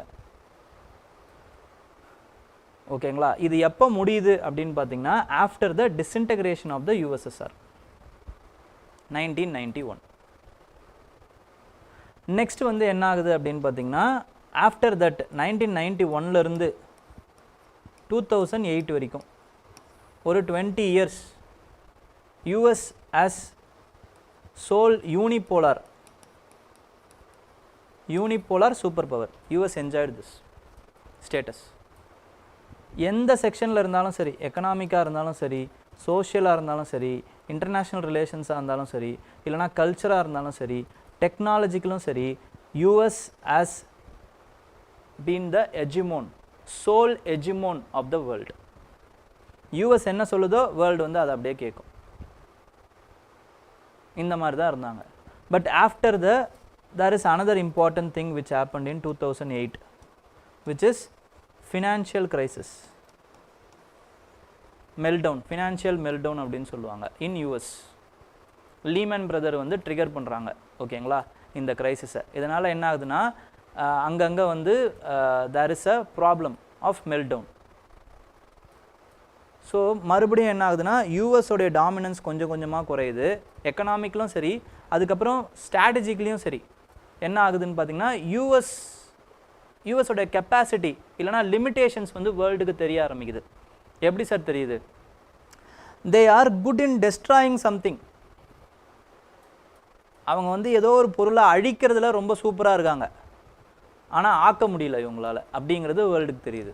Example Iraq, example Libya, example Afghanistan. ஒரு இடத்துக்கு போயிட்டு அங்கே ஒரு ஸ்ட்ரக்சரை இவங்களால் ஒழிக்க முடிஞ்சிருச்சு, சதாம் ஹுசைனை தூக்கில் போட்டாச்சு. ஆனால் இவங்களால் என்ன பண்ண முடியல, அங்கே இன்னொரு ஸ்டேபிள் கவர்மெண்ட், டெமோக்ராட்டிக் கவர்மெண்ட்டை உருவாக்க முடியல. This is their problem actually. So கொஞ்சம் கொஞ்சமாக limitations of the US political system, strategic methods, இதெல்லாம் வேர்ல்டுக்கு தெரியுது. அப்போ என்ன ஆகுது, வேர்ல்டோடைய பார்வையில் யூஎஸோடைய அந்த வேல்யூ வந்து கொஞ்சம் கொஞ்சமாக குறையுது. And the unipolar world has became multipolar world. Multipolar world ஆகுது. மல்டிபோல் அப்படின்னா என்ன அர்த்தம்? இப்போ பைபோல் அப்படிங்கிறது வேர்ல்டில் ரெண்டு சூப்பர் பவர் தான். அப்புறம் யூனிபோலார் அப்படிங்கிறது வேர்ல்டில் ஒரே ஒரு சூப்பர் பவர் தான். இப்போ வேர்ல்டில் regional super powers are emerging.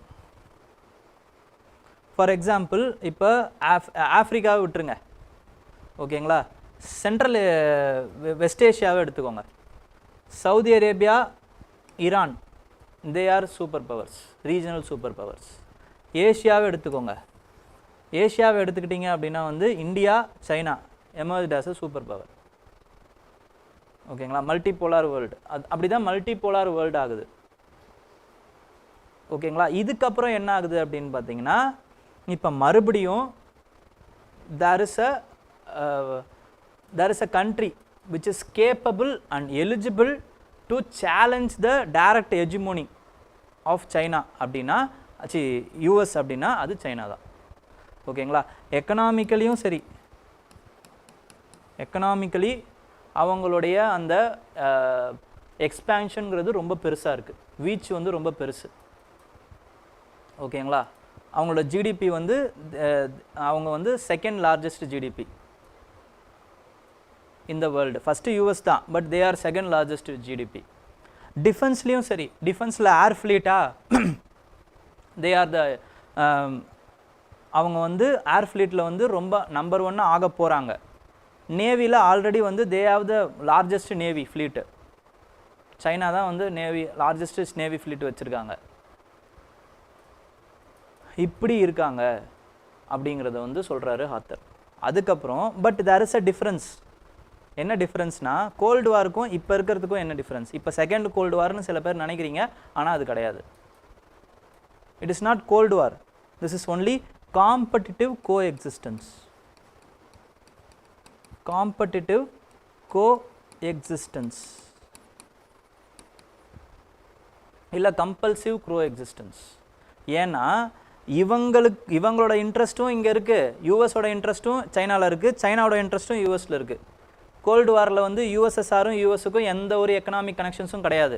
ஆனால் இங்கே அப்படி கிடையாது. யூஎஸ் வந்து நிறைய அவங்களுடைய ஃபேக்ட்ரிஸ், அவங்களுடைய இன்வெஸ்ட்மெண்ட் நிறைய சைனாவில் இருக்குது. அதனால தான் இப்போ என்ன நினைக்கிறாங்க, டீகப்பிள் பண்ணணும், ரிஸ்க் பண்ணணும் அப்படின்னு நினைக்கிறாங்க. சைனா +1 strategy இதெல்லாம் எதுக்கு போடுறாங்க? to make their supply chain resilient. Supply chain resilient. Decouple and de-risking of the supply chain. Because US ஓட இன்வெஸ்ட்மெண்ட் சைனால நிறைய இருக்கு. சைனால நிறைய சைனீஸ் ஸ்டூடெண்ட்ஸ் யூஎஸ்ல படிக்கிறாங்க. யூஎஸ் நிறைய டூரிஸ்டர்ஸ் சைனாவுக்கு அனுப்புது. சைனா நிறைய யூஎஸ் பாண்டை வச்சிருக்கு. இப்படி ரெண்டு பேருமே வந்து என்ன பண்ணுறாங்கன்னு பார்த்தீங்கன்னா ஒருத்தருக்கு ஒருத்தர் வந்து அவங்களோட economy has been tangled. So இது ஒரு பெரிய difference with respect to gold war. Next என்னன்னு பார்த்தீங்கன்னா it is not about ideology. Communism பெருசா கேபிட்டலிசம் பெருசாலாம் கிடையாது. சைனாவை பொறுத்த வரைக்கும் அவங்க ஒரு சூப்பர் பவர் ஆகணும், அவ்வளோதான். They want to dominate the world affairs. இதை தான் இவங்க நினைக்கிறாங்க. ஓகேங்களா? இந்த நரேட்டிவ் வந்து செட் பண்ணலாம்னு நினச்சாங்க. யூஎஸ் வந்து they wanted to set a narrative by summit of democracy அப்படிங்கிற ஒரு சப்மிட்டை இது பண்ணி புல் பண்ணி என்ன பண்ணாங்க அப்படின்னு பார்த்தீங்கன்னா டெமோக்ரஸி வெர்சஸ் ஆட்டோக்ரஸி அப்படிங்கிற அந்த ஒரு முழக்கத்தை எடுத்துகிட்டு வந்தாங்க சைனாவுக்கு எதிராக. ஆனால் சைனா லெஃப்ட் ஹேண்டில் வந்து அதை டீல் பண்ணிடுச்சு. என்ன சொல்லிட்டாங்கன்னா they are following western democracy அப்படின்ட்டாங்க. அவ்வளோதான், முடிஞ்சு.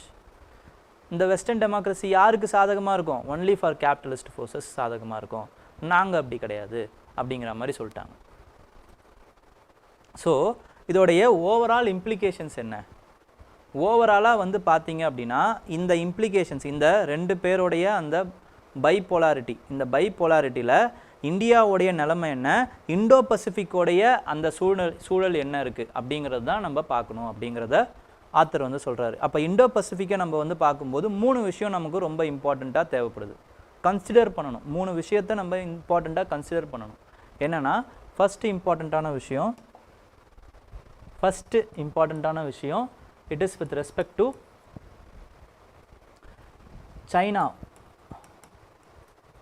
சைனாவுடைய அந்த ability to project itself as blue water navy.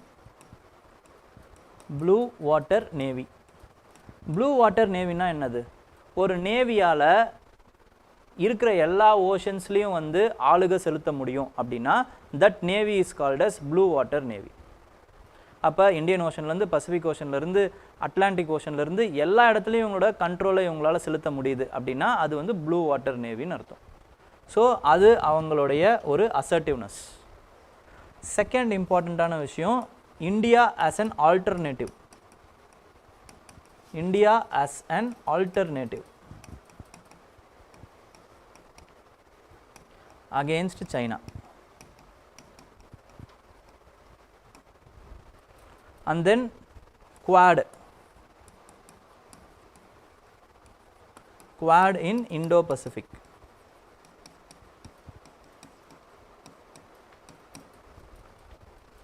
ஓகேங்களா? இந்த 3 விஷயத்தை நம்ம ஞாபகம் வச்சுக்கிட்டு தான் என்ன பண்ணணும் அப்படின்னா வந்து சைனாவுக்கும் யூஎஸுக்குமான அந்த ரிலேஷனை நம்ம பார்க்கணும், இந்த லென்ஸில் தான் பார்க்கணும் அப்படிங்கிறத ஆத்தர் வந்து சொல்கிறார். இவ்வளோதான் விஷயம். Okay, next is with respect to essential business priorities in the changing world. Essential business priorities. அப்போது இவர் என்ன சொல்கிறாரு அப்படின்னா, இவர் யாருன்னா director general of CII, Confederation of Indian Industry.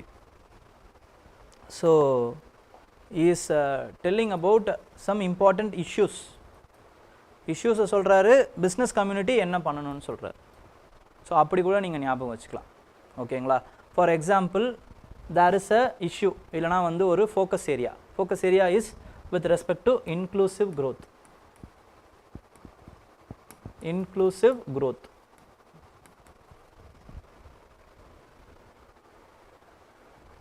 For this to achieve inclusive growth வேணும் அப்படின்னா what we need? equitable development.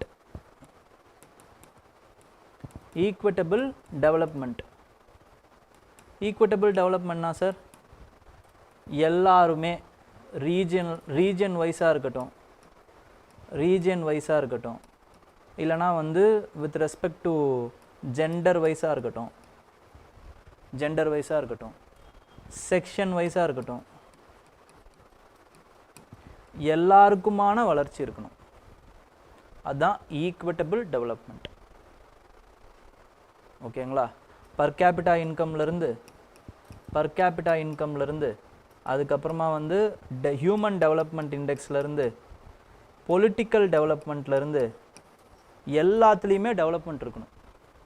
அதான் equitable development which will induce inclusive growth. ஓகேங்களா? அப்போது இதை எப்படி நம்மளால் கொண்டு வர முடியும் அப்படின்னா, நம்ம அதாவது வந்து இண்டஸ்ட்ரீஸ் பற்றி தான் அவர் வந்து கான்சென்ட்ரேட் பண்ணுறாரு. அலாங் வித் இன்டர்நேஷ்னல் கம்யூனிட்டிஸ் வந்து அப்பப்போ சொல்கிறாரு. You have to skill the population, skilling the population, constant upskilling and reskilling இது நடக்கணும். with a special focus of vulnerable sections like women, tribe, இவங்க எல்லாருக்குமே வந்து ஸ்பெஷல் ஃபோக்கஸில் நம்ம வந்து ட்ரெயின் பண்ணணும். ஓகேங்களா? செகண்ட் இம்பார்ட்டண்ட்டான விஷயம் என்ன அப்படின்னு பார்த்தீங்கன்னா, அக்ரிகல்ச்சரை இவர் எடுக்கிறார். அக்ரிகல்ச்சர் ஒரு ஃபோக்கஸ் ஏரியாவாக நினைக்கிறாரு. இன்க்ளூசிவ் growth வந்து ஒரு ஃபோக்கஸ் ஏரியா, அதே மாதிரி அக்ரிகல்ச்சர் ஒரு ஃபோக்கஸ் ஏரியா. ஓகேங்களா? அப்போ அக்ரிகல்ச்சரை ஃபோக்கஸ் ஏரியா வச்சுக்கிட்டு இவர் என்ன பண்ணுறாருன்னா 3 இம்பார்ட்டண்ட்டான விஷயத்தை இவர் வந்து சொல்ல நினைக்கிறாரு. 3 இம்பார்ட்டண்ட்டான விஷயம் அது என்ன அப்படின்னா வந்து, first is use of technology. Okay, use of technology in promoting sustainable agriculture tools. டெக்னாலஜியை வந்து யூஸ் பண்ணுங்க. Use of technology. சார் டெக்னாலஜினா எப்படி sir? Precision agriculture. Precision agriculture like vertical farming, drip irrigation, இந்த மாதிரி ப்ரிசிஷன் அக்ரிகல்ச்சர். நெக்ஸ்ட் இம்பார்ட்டண்ட்டான விஷயம் என்ன அப்படின்னு பார்த்தீங்கன்னா, he is also asking to focus on resilient global trade. Resilient global trade.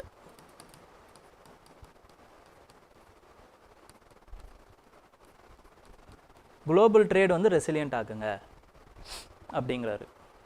Global trade should be resilient. அது எப்படி sir ஆக்கலாம்? By strengthening the international organisations such as WTO.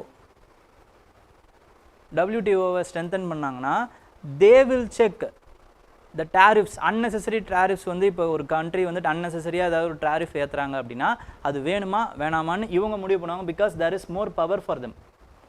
அப்போ ரெசிலியன்ட் இன்ஃப்ராஸ்ட்ரக்சர், ரெசிலியன்ட் சப்ளை செயினை வந்து increase பண்ணுங்கள். அதுக்கப்புறம் artificial இன்டெலிஜென்ஸை வந்து இன்டியூஸ் பண்ணுங்கிறார். ஸோ இது another important focus area and the solution which he is giving. ஓகேங்களா? நெக்ஸ்ட் அடுத்து வந்து என்ன சொல்கிறாரு அப்படின்னு பார்த்தீங்கன்னா, it is with respect to overall you should also increase the corporate governance. Corporate கவர்னன்ஸையும் வந்து இன்க்ரீஸ் பண்ணுங்கள். It will automatically increase the trust among the institution. Trust among the institutions will increase. Trust increase ஆகும். அப்போ அந்த corporate கவர்னன்ஸையும் வந்து increase பண்ணுங்கள். இதெல்லாம் தான் வந்து என்ன சொல்கிறாருன்னு பார்த்தீங்கன்னா, இவர் வந்து இந்த ஓவராலாக பிஸ்னஸ் கம்யூனிட்டி என்ன பண்ணணும் அப்படிங்கிறத இவர் வந்து ஃபோக்கஸ் ஏரியாவை வைக்கிறாரு. 3 விஷயம்: inclusive growth, agriculture, corporate governance. இவ்வளோ தான். இதுக்கு என்னென்ன பண்ணணும் அப்படிங்கிறத இவர் சொல்கிறார் இந்த ஆர்டிக்கலில். Okay, next is with respect to what to do the Atlantic Ocean hurricane forecast foretell for India. இப்போ ரீசெண்டாக வந்து என்ன ஆச்சு அப்படின்னு பார்த்தீங்கன்னா, அட்லாண்டிக் ஓஷனில் இப்போ நம்ம வந்து சென்னையில் வந்து ஃபோர்காஸ்ட் பண்ணோம். சில பேர் வந்து எங்கே ஃபோர்காஸ்ட் பண்ணி எதுவுமே நடக்கலை, ஃபோர்காஸ்ட் பண்ணிட்டாங்க. நிறைய பேர் வந்து போயிட்டு நிறைய இது மாவு பாக்கெட்லேருந்து இது பன்னு கின்னுன்னு எல்லாத்தையும் வாங்கின்னு வந்து வச்சிட்டோம்.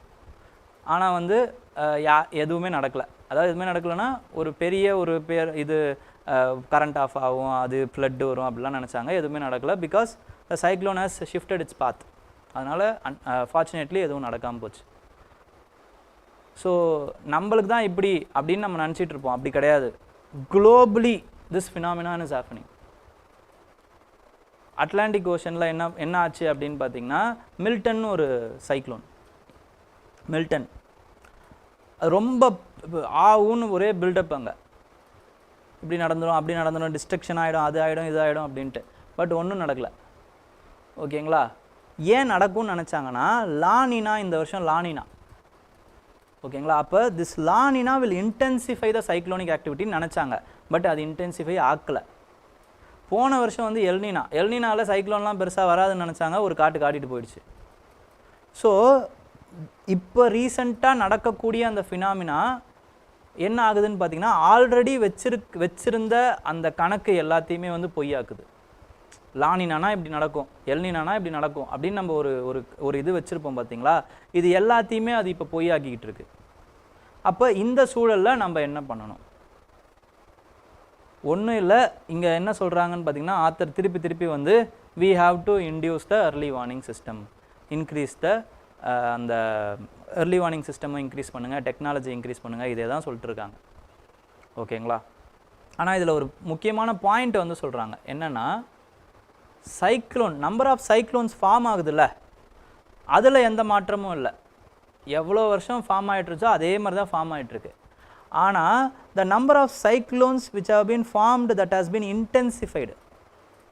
இப்போ ஃபார்ம் ஆகிற சைக்ளோன் என்ன ஆகும்னு பார்த்தீங்கன்னா சர்ஃபேஸ் ஹீட்னால அது இன்டென்சிஃபையாக மாறும். அந்த இன்டென்சிஃபையிங் ஆஃப் த சைக்ளோன் வந்து இப்போ இன்க்ரீஸ் ஆகிருக்கு. ஏன்னா வந்து ஓஷன் அசிடிஃபிகேஷன், சர்ஃபேஸ் டெம்பரேச்சர் வந்து இன்க்ரீஸ் ஆகிருக்கு. சர்ஃபேஸ் டெம்பரேச்சர் தான் என்ன பண்ணும், இட் டிரைவ்ஸ் த சைக்ளோன்ஸ்.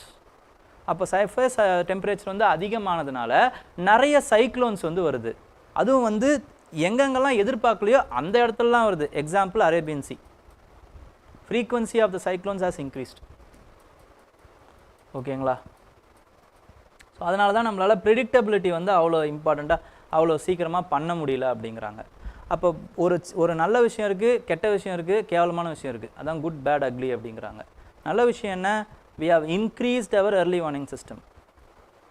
நம்மளால் வந்து அந்த சைக்ளோன்ஸுக்கு கரெக்டாக வந்து ரெஸ்பாண்ட் பண்ண முடியும், அந்த மாதிரி நம்ம ஆக்கி வச்சுருக்கோம். ஆனால் கெட்ட விஷயம் என்னது அப்படின்னு பார்த்தீங்கன்னா அக்யூட் ஸ்ட்ரெஸ்ஸஸ் அண்ட் க்ரானிக் ஸ்ட்ரெஸ்ஸஸ்னு 2 ஸ்ட்ரெஸ் இருக்குது. ஓகேங்களா? க்ரானிக் அப்படின்னா என்ன அர்த்தம்னா வந்து நீண்ட, இல்லைனா வந்து ஆயுள் காலம் முழுக்க அப்படின்னு அர்த்தம் க்ரானிக் அப்படின்னா. அக்யூட்னா உடனே நடக்கக்கூடியதுன்னு அர்த்தம் அக்யூட். அப்போ க்ரானிக் ஸ்ட்ரெஸ்ஸஸ்லாம் என்னது, சி சர்ஃபேஸ் வந்து ரைஸ் ஆகுது, ரைசிங் சி டெம்பரேச்சர், அப்புறமா வந்து ரைசிங் சி லெவல் ரைஸாக இருக்கட்டும், இதெல்லாமே வந்து க்ரானிக் ஸ்ட்ரெஸ்ஸஸ். அக்யூட் அப்படிங்கிறது ஃப்ளட்டிங் வர்றது, ட்ராட் வர்றது, இதெல்லாம். இப்போ இது ரெண்டும் ஒன்று சேருதுன்னு வச்சுக்கோங்களேன், இதோட இம்பேக்ட் வந்து வேறு மாதிரி இருக்குது அப்படிங்கிறாங்க. அப்போ ப்ராப்ளம் என்னது அப்படின்னு பார்த்தீங்கன்னா அக்லி, அந்த விஷயம் என்ன அப்படின்னா இட் இஸ் நத்திங் பட் இந்தியாவுடைய வல்னரபிலிட்டி. ஓகேங்களா? இந்தியாவுடைய வல்னரபிலிட்டி டு த சைக்ளோன்ஸ், அது வந்து one of the important problems. அப்போ நம்ம என்ன பண்ணணும், ஹைப்பர் லோக்கல் ரிஸ்க் மேப்ஸ் வந்து வச்சுருக்கணும். ஓகேங்களா? அதுக்கப்புறமா வந்து budgetary mitigation and adaptation plans வந்து நம்ம வச்சுருக்கணும். ஓகேங்களா? மிட்டிகேஷன் அண்ட் அடாப்டேஷன் பிளான் ரெண்டுமே நம்மக்கிட்ட இருக்கணும். சார் மிட்டிகேஷன்னா என்ன, அடாப்டேஷன்னா என்ன, இதுவும் நீங்கள் வந்து கவனமாக என்விரான்மெண்ட்டை பொறுத்த வரைக்கும் பார்க்கணும். ஏன்னா நம்மளுடைய கிளைமேட் ஃபினான்ஸ் இப்போ அடுத்து நான் அதை பற்றி பேசுவேன், அதில் நான் சொல்கிறேன். ஓகேங்களா? அடுத்த இதில் mitigation and adaptation and climate ஃபினான்ஸ்னால் என்னங்கிறத நம்ம பேசுவோம். ஓகேங்களா? இந்த மாதிரி மிட்டிகேஷன் அடாப்டேஷனுக்கு நம்ம பட்ஜெட்ரி அலோகேஷன் ஒதுக்கணும். ஓகேங்களா? அப்போ தான் நம்ம இந்தியாவுடைய வல்னரபிலிட்டிஸ்லேருந்து நம்மளால் காப்பாற்றிக்க முடியும், இந்தியாவை அது காப்பாற்றிக்க முடியும். ஓகே, நெக்ஸ்ட் வந்து கிளைமேட் ஃபினான்ஸ். இப்போ ரீசெண்டாக நவம்பரில் நடக்க போகுதுங்க UNFCCC. ஓகேங்களா? UNFCCC வந்து COP meeting, conference of parties meeting 29 நடக்க போகுது. 29th conference of party meeting. அது எங்கே நடக்க போகுது அப்படின்னு பார்த்தீங்கன்னா பாக்கு, அசர்பைஜானில் இருக்குது. ஓகேங்களா? அங்கே தான் நடக்க போகுது, பாக்கு, அசர்பைஜான். ஓகே, ஸோ இதுக்கு பேரே என்ன சொல்கிறாங்க அப்படின்னு பார்த்தீங்கன்னா ஃபினான்ஸ் COP அப்படின்னு சொல்கிறாங்க. Finance COP. there is first இனிஷியலாக வந்து கோப்பனகன் கோப்பனகனில் நடந்த சிஓபியில் தான் வந்து என்ன பண்ணுறாங்க அப்படின்னா வந்து இந்த ஃபினான்ஸ் பற்றி பேசுகிறாங்க. Finance for the mitigation and adaptation. Mitigation and adaptation. So mitigation அப்படிங்கிறது என்னென்னா அந்த கிளைமேட் சேஞ்ச் நடக்குதுல்ல, அந்த கிளைமேட் சேஞ்ச் நடக்கிறதுலேருந்து தடுக்கிற மெக்கானிசம். அடாப்டேஷன் அப்படிங்கிறது அந்த கிளைமேட் சேஞ்ச்னால் வர காசஸ் இருக்குல்ல, அதுலேருந்து நம்மளை ப்ரொடெக்ட் பண்ணுற மெக்கானிசம். இதுதான் இதுக்கு ரெண்டுத்துக்குமான வித்தியாசம், மிட்டிகேஷனுக்கும் அடாப்டேஷனுக்குமான வித்தியாசம். ஃபார் எக்ஸாம்பிள், கிளைமேட் சேஞ்சை வந்து தடுத்து நிறுத்தணும் அப்படின்னா CO2 வந்து டிக்ரீஸ் பண்ணணும், எமிஷனை வந்து டிக்ரீஸ் பண்ணணும், இன்க்ரீஸ் பண்ணக்கூடாது. அப்போ இதுக்கு சம்மந்தப்பட்ட மெஷர்ஸ்லாம் இருக்குல்ல, இதுதான் மிட்டிகேஷன் மெஷர்ஸ். இப்போது எலக்ட்ரிக் வெஹிக்கிள்ஸை இன்டியூஸ் பண்ணுறது, அதுக்கப்புறமா வந்து அஃபாரஸ்டேஷன் மெத்தடாலஜி, இதெல்லாம் சொல்லலாம். இப்போ அடாப்டேஷன் மெக்கானிசம்ஸ் அப்படின்னும் போது என்னன்னு பார்த்தீங்கன்னா ஃப்ளட் கண்ட்ரோல் பண்ணுறது, ஃப்ளட் கண்ட்ரோலிங் மெக்கானிசம்ஸ். ஓகேங்களா? அதுக்கப்புறமா வந்து இது கூட சொல்லலாம், ஜியோ இன்ஜினியரிங் கூட ஒரு one of the adaptation mechanisms தான். அப்போ ஒரு விஷயம் நடக்க போது அதுலேருந்து நம்ம எப்படி சேஃப்கார்ட் பண்ணிக்கிறோம். This adaptation mechanism is like a shield. Mitigation mechanism அப்படிங்கிறது என்னன்னு பார்த்தீங்கன்னா அந்த விஷயம் அதை வராமல் தடுக்கிறதுக்கு.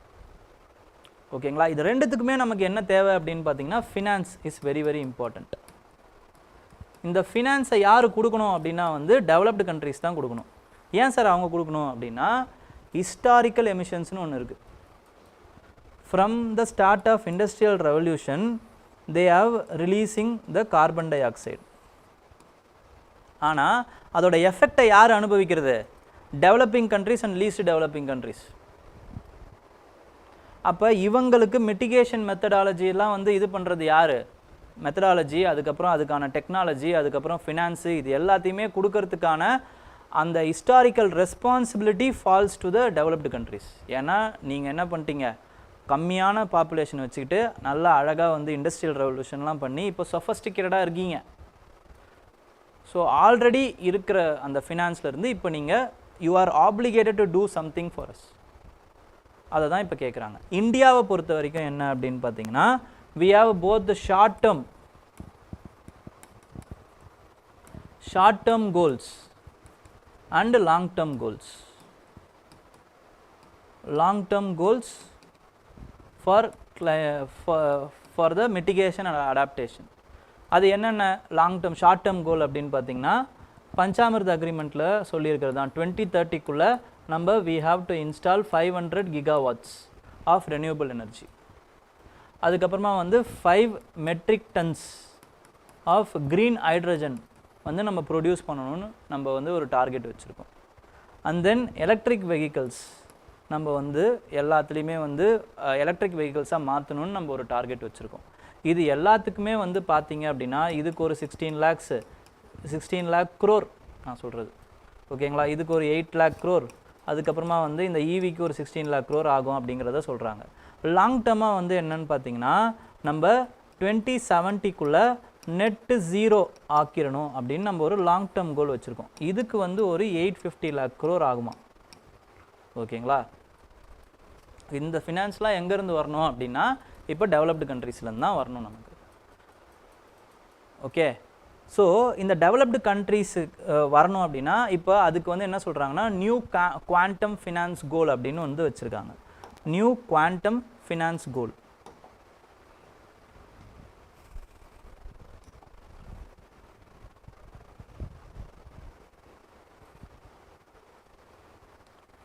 நியூ கலெக்டிவ்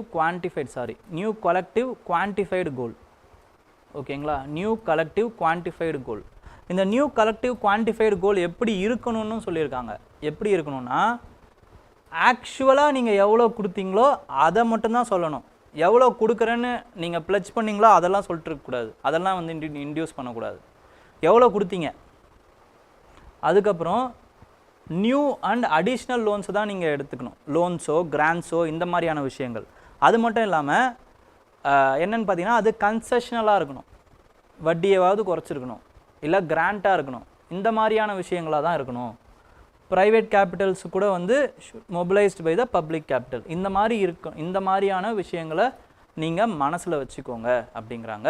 இப்போ இதை பற்றி தான் வந்து என்ன பண்ண போகிறாங்க அப்படின்னு பார்த்தீங்கன்னா பாக்குல பேச போகிறாங்க.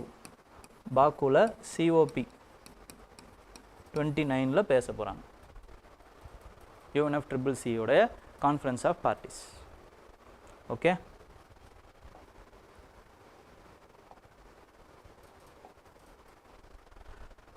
Next is with respect to new lady of justice.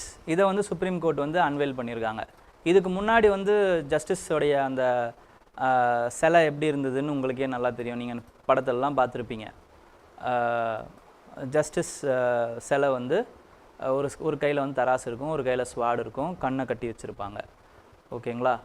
So இது எப்படி வருது, இது எப்படி எவால்வ் ஆச்சு அப்படின்னு பார்த்தீங்கன்னா, அந்த கண்ணை கட்டுற விஷயம் வந்து ரெனேசான்ஸோடைய அந்த பீரியடில் 14th century தான் வந்து அது வந்து சட்டையராக வந்து பண்ண விஷயமா. அது ஆக்சுவலாக வந்து நீதி வந்து யாருக்குமே கிடைக்கிறது இல்லைன்னு பண்ணுற விஷயம். அதுக்கப்புறமா வந்து என்ன ஆகுது அப்படின்னு பார்த்தீங்கன்னா, அடுத்து 17th century வந்து இம்பார்ஷியாலிட்டிக்காக அது ஒரு பெரிய ஒரு ஃபினாமினானாக ஆகுது.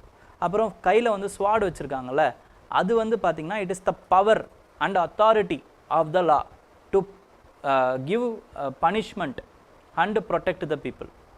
ப்ரொடெக்ட் பண்ணுறதுக்கும் பனிஷ்மெண்ட் பண்ணுறதுக்கும் அந்த இது வச்சுருக்காங்க. இப்போ எப்படி மாற்றிருக்காங்க அப்படின்னு பார்த்தீங்கன்னா, இப்போ அந்த சுதந்திர தேவி சிலையை அது வந்து எப்படி மாற்றிருக்காங்கன்னா வந்து சாரி போட்டிருக்காங்க. அப்புறமா வந்து கண்ணிலேருந்து கண்கட்டை அவுத்துட்டாங்க. அதுக்கப்புறமா வந்து தராசு, பட் ஸ்வாடுக்கு பதில் கான்ஸ்டிடியூஷனை வச்சுருக்காங்க. ஏன்னா கான்ஸ்டிடியூஷன் இஸ் சுப்ரீம் அப்படின்னு சொல்கிறதுக்காக அது. அதுக்கப்புறமா வந்து எல்லாத்தையும் தரப்பையும் பார்த்து ஒழுங்காக எடுக்கணும் அப்படிங்கிற முடிவுக்காக கண்கட்டை அவுத்துட்டாங்க. அதுக்கப்புறமா வந்து இம்பார்ஷியாலிட்டிக்காக வந்து அந்த தராசை வச்சுருக்காங்க. ஓகேங்களா? இதெல்லாம் கரெக்டு. பட் என்னன்னு பார்த்தீங்கன்னா, இன்னுமே வந்து the justice system is plagued with respect to denial and what to say backlogging of the cases. அப்போ இதை எப்படி சரி பண்ணலாம் அப்படின்னா, கொலீஜியம் சிஸ்டமை இன்னும் ரீகாலிப்ரேட் பண்ணணும் ஃபர்ஸ்ட் ஆஃப் ஆல். செகண்ட் வந்து என்னென்னு பார்த்தீங்கன்னா, வல்னரபிள் செக்ஷன்ஸோடைய அந்த ஜட்ஜஸ் பார்த்தீங்க அப்படின்னா வந்து ரொம்ப கம்மியாக இருக்காங்க. விமன் ஜட்ஜ் ரொம்ப கம்மி. பிசி அப்புறம் வந்து முஸ்லீம் ஜட்ஜஸ் ரொம்ப கம்மி. SC ST அதுலேயும் கம்மி. அப்போ இவங்களுடைய பர்சன்டேஜை ஏற்றணும் ஆக்சுவலாக. அதே மாதிரி கான்ஸ்டிடியூஷனல் கேசஸ் ஏதாவது இருக்குன்னா அதை டிஸ்போஸ் பண்ணுறதுக்கு முன்னுரிமை கொடுக்கணும் அப்படிங்கிற மாதிரி ஆத்தர் வந்து பேசியிருக்காரு. Okay, next is with respect to allowing deliberation. Okay, allowing deliberation and incursion. இங்கே வந்து என்னன்னு பார்த்தீங்கன்னா, it is with respect to the problems which have been undergone in Ladakh area. Ladakh ஏரியாவில் வந்து யூனியன் டெரிட்டரியில் வந்து நடந்த விஷயம். இப்போ ரீசெண்டாக வந்து ப்ரொட்டஸ்ட் நடந்துக்கிட்டே இருக்குங்க, ப்ரொட்டஸ்ட் போயிட்டே இருக்குது. ஓகே, ஏன் ப்ரொட்டஸ்ட் போகுது? இனிஷியலாக வந்து அந்த யூனியன் டெரிட்டரி ஃபார்மேஷனை லடாக் மக்கள் ஏற்றுக்கிட்டாங்க, ஆதரவு கொடுத்தாங்க. ஜம்முவில் காஷ்மீரில் இருக்க மக்கள் மாதிரி வந்து எதிர்க்கலை இனிஷியலாக. பட் இப்போ அவங்களுமே இந்த மூவ் வந்து எதிர்க்கிறாங்க. ஏன் எதிர்க்கிறாங்க? ஏன்னா இவங்களுக்கு உண்டான ரெப்ரசன்டேஷன் இல்லை அப்படிங்கிறத இவங்க நினைக்கிறாங்க. So what they want, they are trying to make Ladakh as a 6th schedule. 6th schedule சேர்க்க சொல்கிறாங்க லடாக்கை. ஓகேங்களா? மணிப்பூர்லேயும் இப்போ அதான் நடந்துகிட்டு இருக்குது. 6th schedule அவங்களையும் சேர்க்க சொல்கிறாங்க. நம்ம 6th schedule யார் இருந்தாங்கன்னு பார்த்தோம், 4 ஸ்டேட்டு தான்.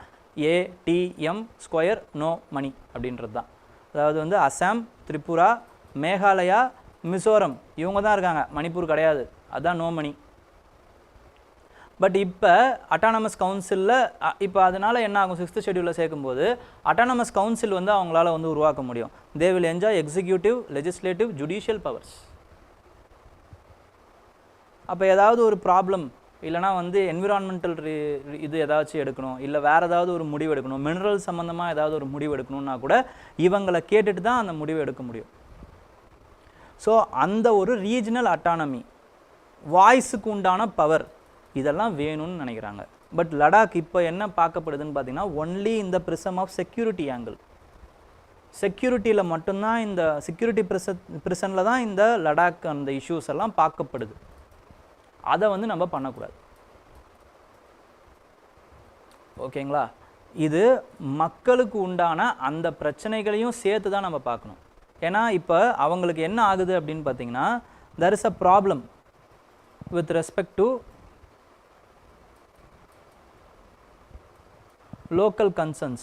அவங்களோட லைவ்லிவுட்டோ, என்விரான்மெண்டல் இஷ்யூஸ், வாட்டர் ஸ்கேசிட்டி மாதிரி, வேஸ்ட் மேனேஜ்மெண்ட் மாதிரி, பொல்யூஷன், சிவிக் இஷ்யூஸ், இது அதுக்கப்புறமா வந்து பாஸ்ட்ரல் கம்யூனிட்டி வந்து அவங்களுடைய ஆடுகளை வந்து எல்ஏசியில் வந்து அவங்களால வந்து போயிட்டு ஆல்ரெடி இருந்த பாஸ்டரல் ஏரியாஸில் போய் மேய்க்க முடியல.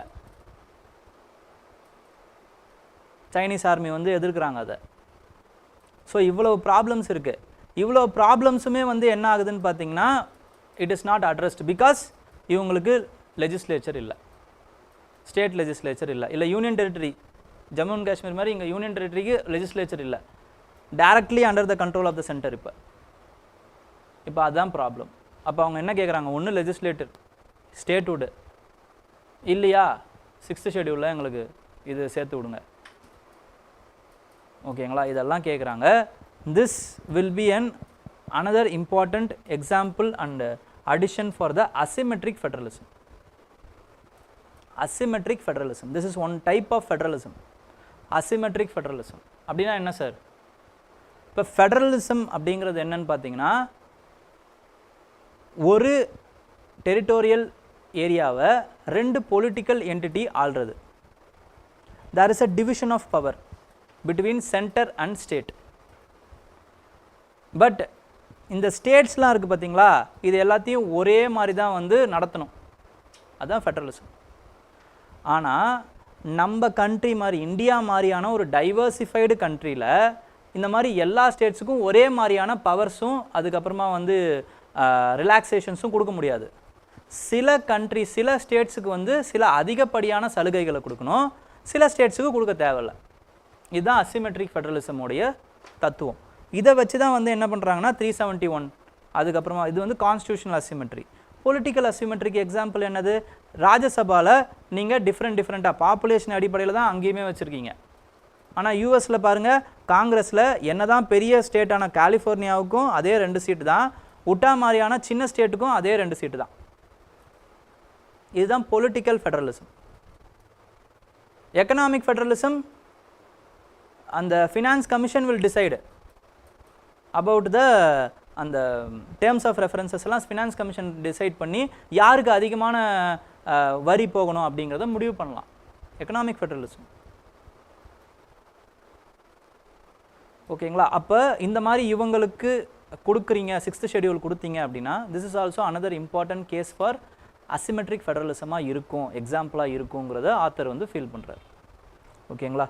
ஸோ இதோட வந்து இன்றைக்கான இதை முடிக்கலாம். இன்னொரு 10 இது இருக்குது. ஓகேங்களா? இதை நாளைக்கு கூட சேர்த்து பார்த்துடலாம் நம்ம. Okay,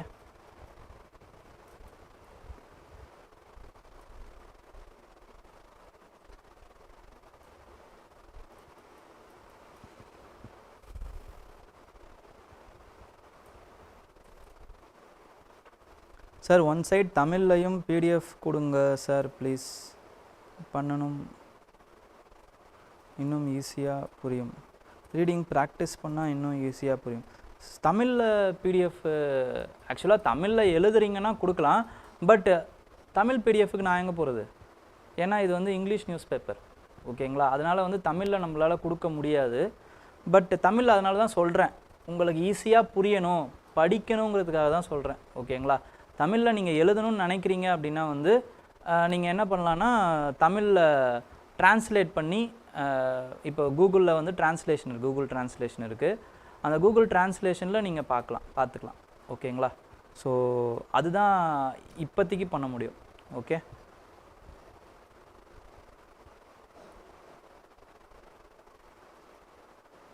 news paper general studies and ethics ஆர்டிகல்ஸையும் இம்பார்ட்டன்ட் பாயிண்ட்ஸ் சொல்லுங்கள் சார். அதுதான் நான் இப்போ சொல்லிட்டு இருந்தேன். இம்பார்ட்டன்ட் பாயிண்ட்ஸ் என்ன ஏது, அதை எப்படி பார்க்கணும், அது எல்லாத்தையுமே சொன்னேன். ஓகேங்களா? அதான் திருப்பி சொல்கிறேன். ஓகேங்களா? எல்லாத்தையுமே நம்ம சொல்லுவோம். Okay, no problem. COP climate finance developed countries finance பண்ணணும்னு சொல்கிறீங்க. Is it binding with financial technology, finance டெக்னாலஜிக்கல் சப்போர்ட்? பைண்டிங்னா நல்லா தான் இருக்கும், ஆனால் அவங்க அதுக்கு ஒத்துக்க மாட்டாங்க. ஓகேங்களா? லாஸ் அண்ட் டேமேஜ்னு ஒரு ஃபண்ட் இருக்குது, அதையே அவங்க ஒத்துக்கல. ஓகேங்களா? இப்போ எப்படி பைண்டிங்க்கு அவங்க ஒத்துப்பாங்கன்னா ஒத்துக்க மாட்டாங்க. ஓகேங்களா? இதுவுமே இப்போ கிராண்ட்ஸ் இருக்குது பார்த்தீங்களா, அதில் லோன் தான் அதிகமாக இருக்கான். பப்ளிக் ப்ரைவேட் ஃபினான்ஸில் லோன்ஸு, கிராண்ட்ஸு, அதுக்கப்புறமா வந்து அதர் கன்ஸ்ட்ரக்ஷன், அதர் ஃபினான்ஷியல் சோர்ஸஸ்ன்னு இருக்கும். அதில் லோன் தான் அதிகமாக கொடுத்துருக்காங்க டெவலப்பிங் கண்ட்ரிஸுக்கு. ஓகேங்களா? இவங்க எங்கே பைண்டிங் டார்கெட்லாம் வைக்கிறது? What is the current affairs role in prelims, mains and interview in each stage and suggest time effective method by your experience. Mains எக்ஸாமுக்கு விச் கலர் பென் யூஸ் பண்ணலாம்? Black, blue. பிளாக், ப்ளூ ரெண்டுத்துமே use பண்ணலாம், ஆனால் ரெண்டு பெண்ணுமே உங்களால் use பண்ண முடியாது, அங்கே டைம் இருக்காது. ஓகேங்களா? ஸோ பிளாக்கும் யூஸ் பண்ணலாம், ப்ளூவும் யூஸ் பண்ணலாம், எது வேணுமோ உங்களோட விருப்பம் தான், சாய்ஸ் தான். ஓகே. அதுக்கப்புறம் current affairs role in prelims, mains, current அஃபேர்ஸை எப்படி பார்க்கணும், இது எல்லாத்தையுமே நான் வந்து என்ன பண்ணியிருக்கேன்னா நுவான்சஸ் ஆஃப் கரண்ட் அஃபேர்ஸ்னு ஒரு வீடியோ போட்டிருக்கேன். அது நம்மளுடைய கரண்ட் அஃபேர்ஸ் பிளேலிஸ்ட்லேயே இருக்குது. டிஎன்டி போனீங்க அப்படின்னா, வீக்லி டிஎன்டி போகிறீங்க அப்படின்னா வந்து அதில் நுவான்சஸ் ஆஃப் கரண்ட் அஃபேர்ஸ்னு நான் வீடியோ போட்டிருக்கேன். அதை போய் ஒரு வாட்டி பாருங்கள், அப்பையும் புரியலைன்னா என்ன கேளுங்க, நான் சொல்கிறேன். ஓகேங்களா?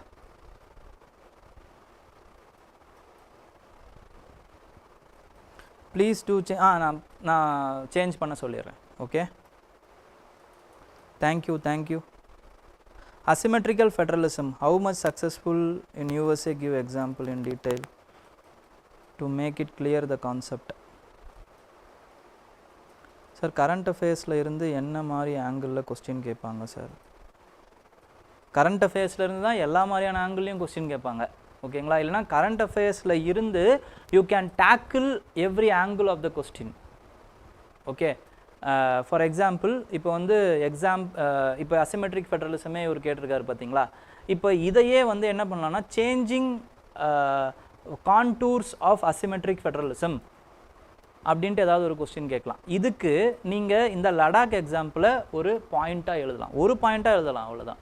சேஞ்சிங் கான்டூர்ஸ் ஆஃப் அசிமெட்ரிக் ஃபெடரலிசமில் நீங்கள் கான்ஸ்டிடியூஷனல் அசிமெட்ரிசம், அப்புறம் வந்து பொலிட்டிக்கல் அசிமெட்ரிசம், எக்கனாமிக் அசிமெட்ரிசம், சோஷியல் அசிமெட்ரிசம் அப்படின்ட்டு நீங்களாக ஒரு ஹெட்டிங் போட்டு நீங்களாக எழுதிக்கலாம். ஓகேங்களா? அதுக்குன்னு ஒரு எக்ஸாம்பிள் இருக்குது, அதை கொடுக்கலாம். இப்போ அசிமெட்ரிக் ஃபெடரலிசம்னா என்னது? ஃபெடரலிசம் அப்படிங்கிறது எல்லா ஸ்டேட்டையுமே வந்து ஒரே மாதிரி வந்து பாவிக்கிறது, எல்லாத்துக்குமே வந்து பொலிட்டிக்கல், எக்கனாமிக், கல்ச்சுரல் அந்த சலுகைகளாக இருக்கட்டும், இல்லைனா வந்து பவர்ஸாக இருக்கட்டும், எல்லாருக்கும் ஒரே மாதிரி கொடுக்கணும். ஃபெடரலிசம்னா அதுதான். ஆனால் அசிமெட்ரிக் அப்படின்னாலே சிமெட்ரி இல்லாததுன்னு அர்த்தம். அசிமெட்ரி அப்போ அந்த பவர்ஸ் வந்து ஒரு சிலருக்கு அதிகமாகவும் ஒரு சிலருக்கு கம்மியாகவும் ஒரு சிலருக்கு வேறு மாதிரியாகவும் வந்து காம்ப்ரமைஸ், இது வேறு ஒன்றும் கிடையாது. Because India is a unity in diverse. ஓகேங்களா? Diverse country. அப்போ அவங்க அந்தந்த மக்களை வந்து நம்ம இது பண்ணணும் அப்படிங்கிறதுக்காக இந்தியன் யூனியனில் வந்து சேர்த்துக்க வைக்கணும், இந்தியன் யூனியன்லேயே இவங்க இருக்கணும் அப்படிங்கிறதுக்காக சில சலுகைகளை கொடுத்து வச்சுருக்கோம். இதனால் பிறந்த அந்த வார்த்தை தான் என்னன்னு பார்த்தீங்கன்னா இந்த அசிமெட்ரிக் ஃபெடரலிசம் அப்படிங்கிறது. ஓகே,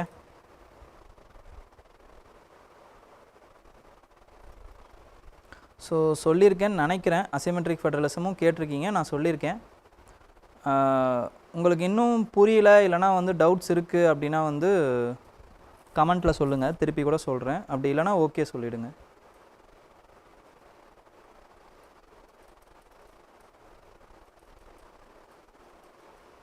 ஓகே, இண்டஸ்ட்ரியல் ஆல்கஹால் திருப்பி சொல்கிறீங்க.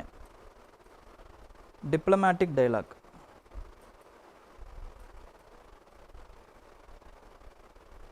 டிப்ளமேட்ஸ்க்கு இடையில் பேசப்படுறது தான் டிப்ளமேட்டிக் டைலாக். ட்ராக் 1 டிப்ளமசி அப்படின்னு சொல்லுவாங்க. ஓகேங்களா? இண்டஸ்ட்ரியல் ஆல்கஹால் பற்றியும் அசிமெட்ரிக் ஃபெடரலிசம் பற்றியும் உங்களுக்கு தேவையா அப்படின்றத மறுபடியும் கமெண்ட்டில் சொல்லுங்கள். இண்டஸ்ட்ரியல் ஆல்கஹால் நான் நாளைக்கு சொல்கிறேன், திருப்பி கூட அந்த நியூஸை திருப்பி ஒரு வாட்டி எக்ஸ்பிளைன் பண்ணுறேன். ஓகேங்களா? Don't worry about it. Asymmetric federalism தேவையா அதையே கமெண்ட்டில் சொல்லுங்கள்.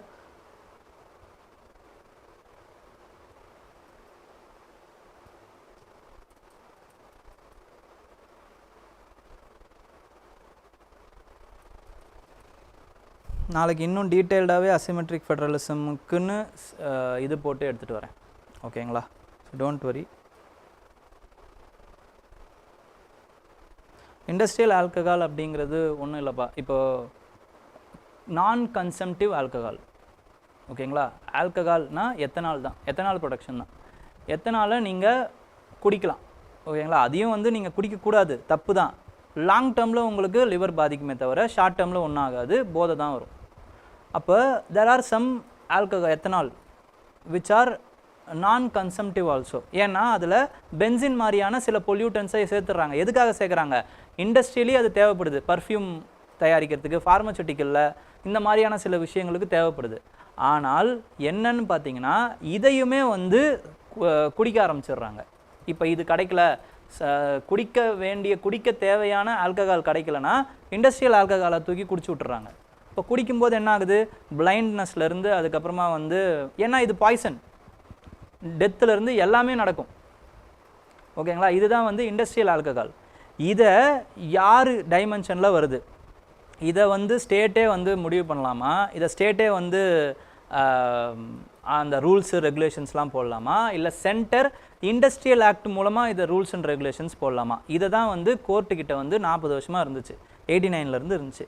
அந்த கோர்ட் வந்து இப்போ என்ன சொல்லியிருக்காங்க அப்படின்னு பார்த்தீங்கன்னா 8:1 தீர்ப்பில் இண்டஸ்ட்ரியல் ஆல்கஹாலுமே வந்து ஸ்டேட்ஸோடைய டொமைனுக்குள்ளே தான் வருது, அவங்க தான் எல்லா கம்ப்ளீட் கண்ட்ரோல் அவங்க எடுத்துக்கணும் அப்படிங்கிற மாதிரி சொல்லிட்டாங்க. ஓகேங்களா.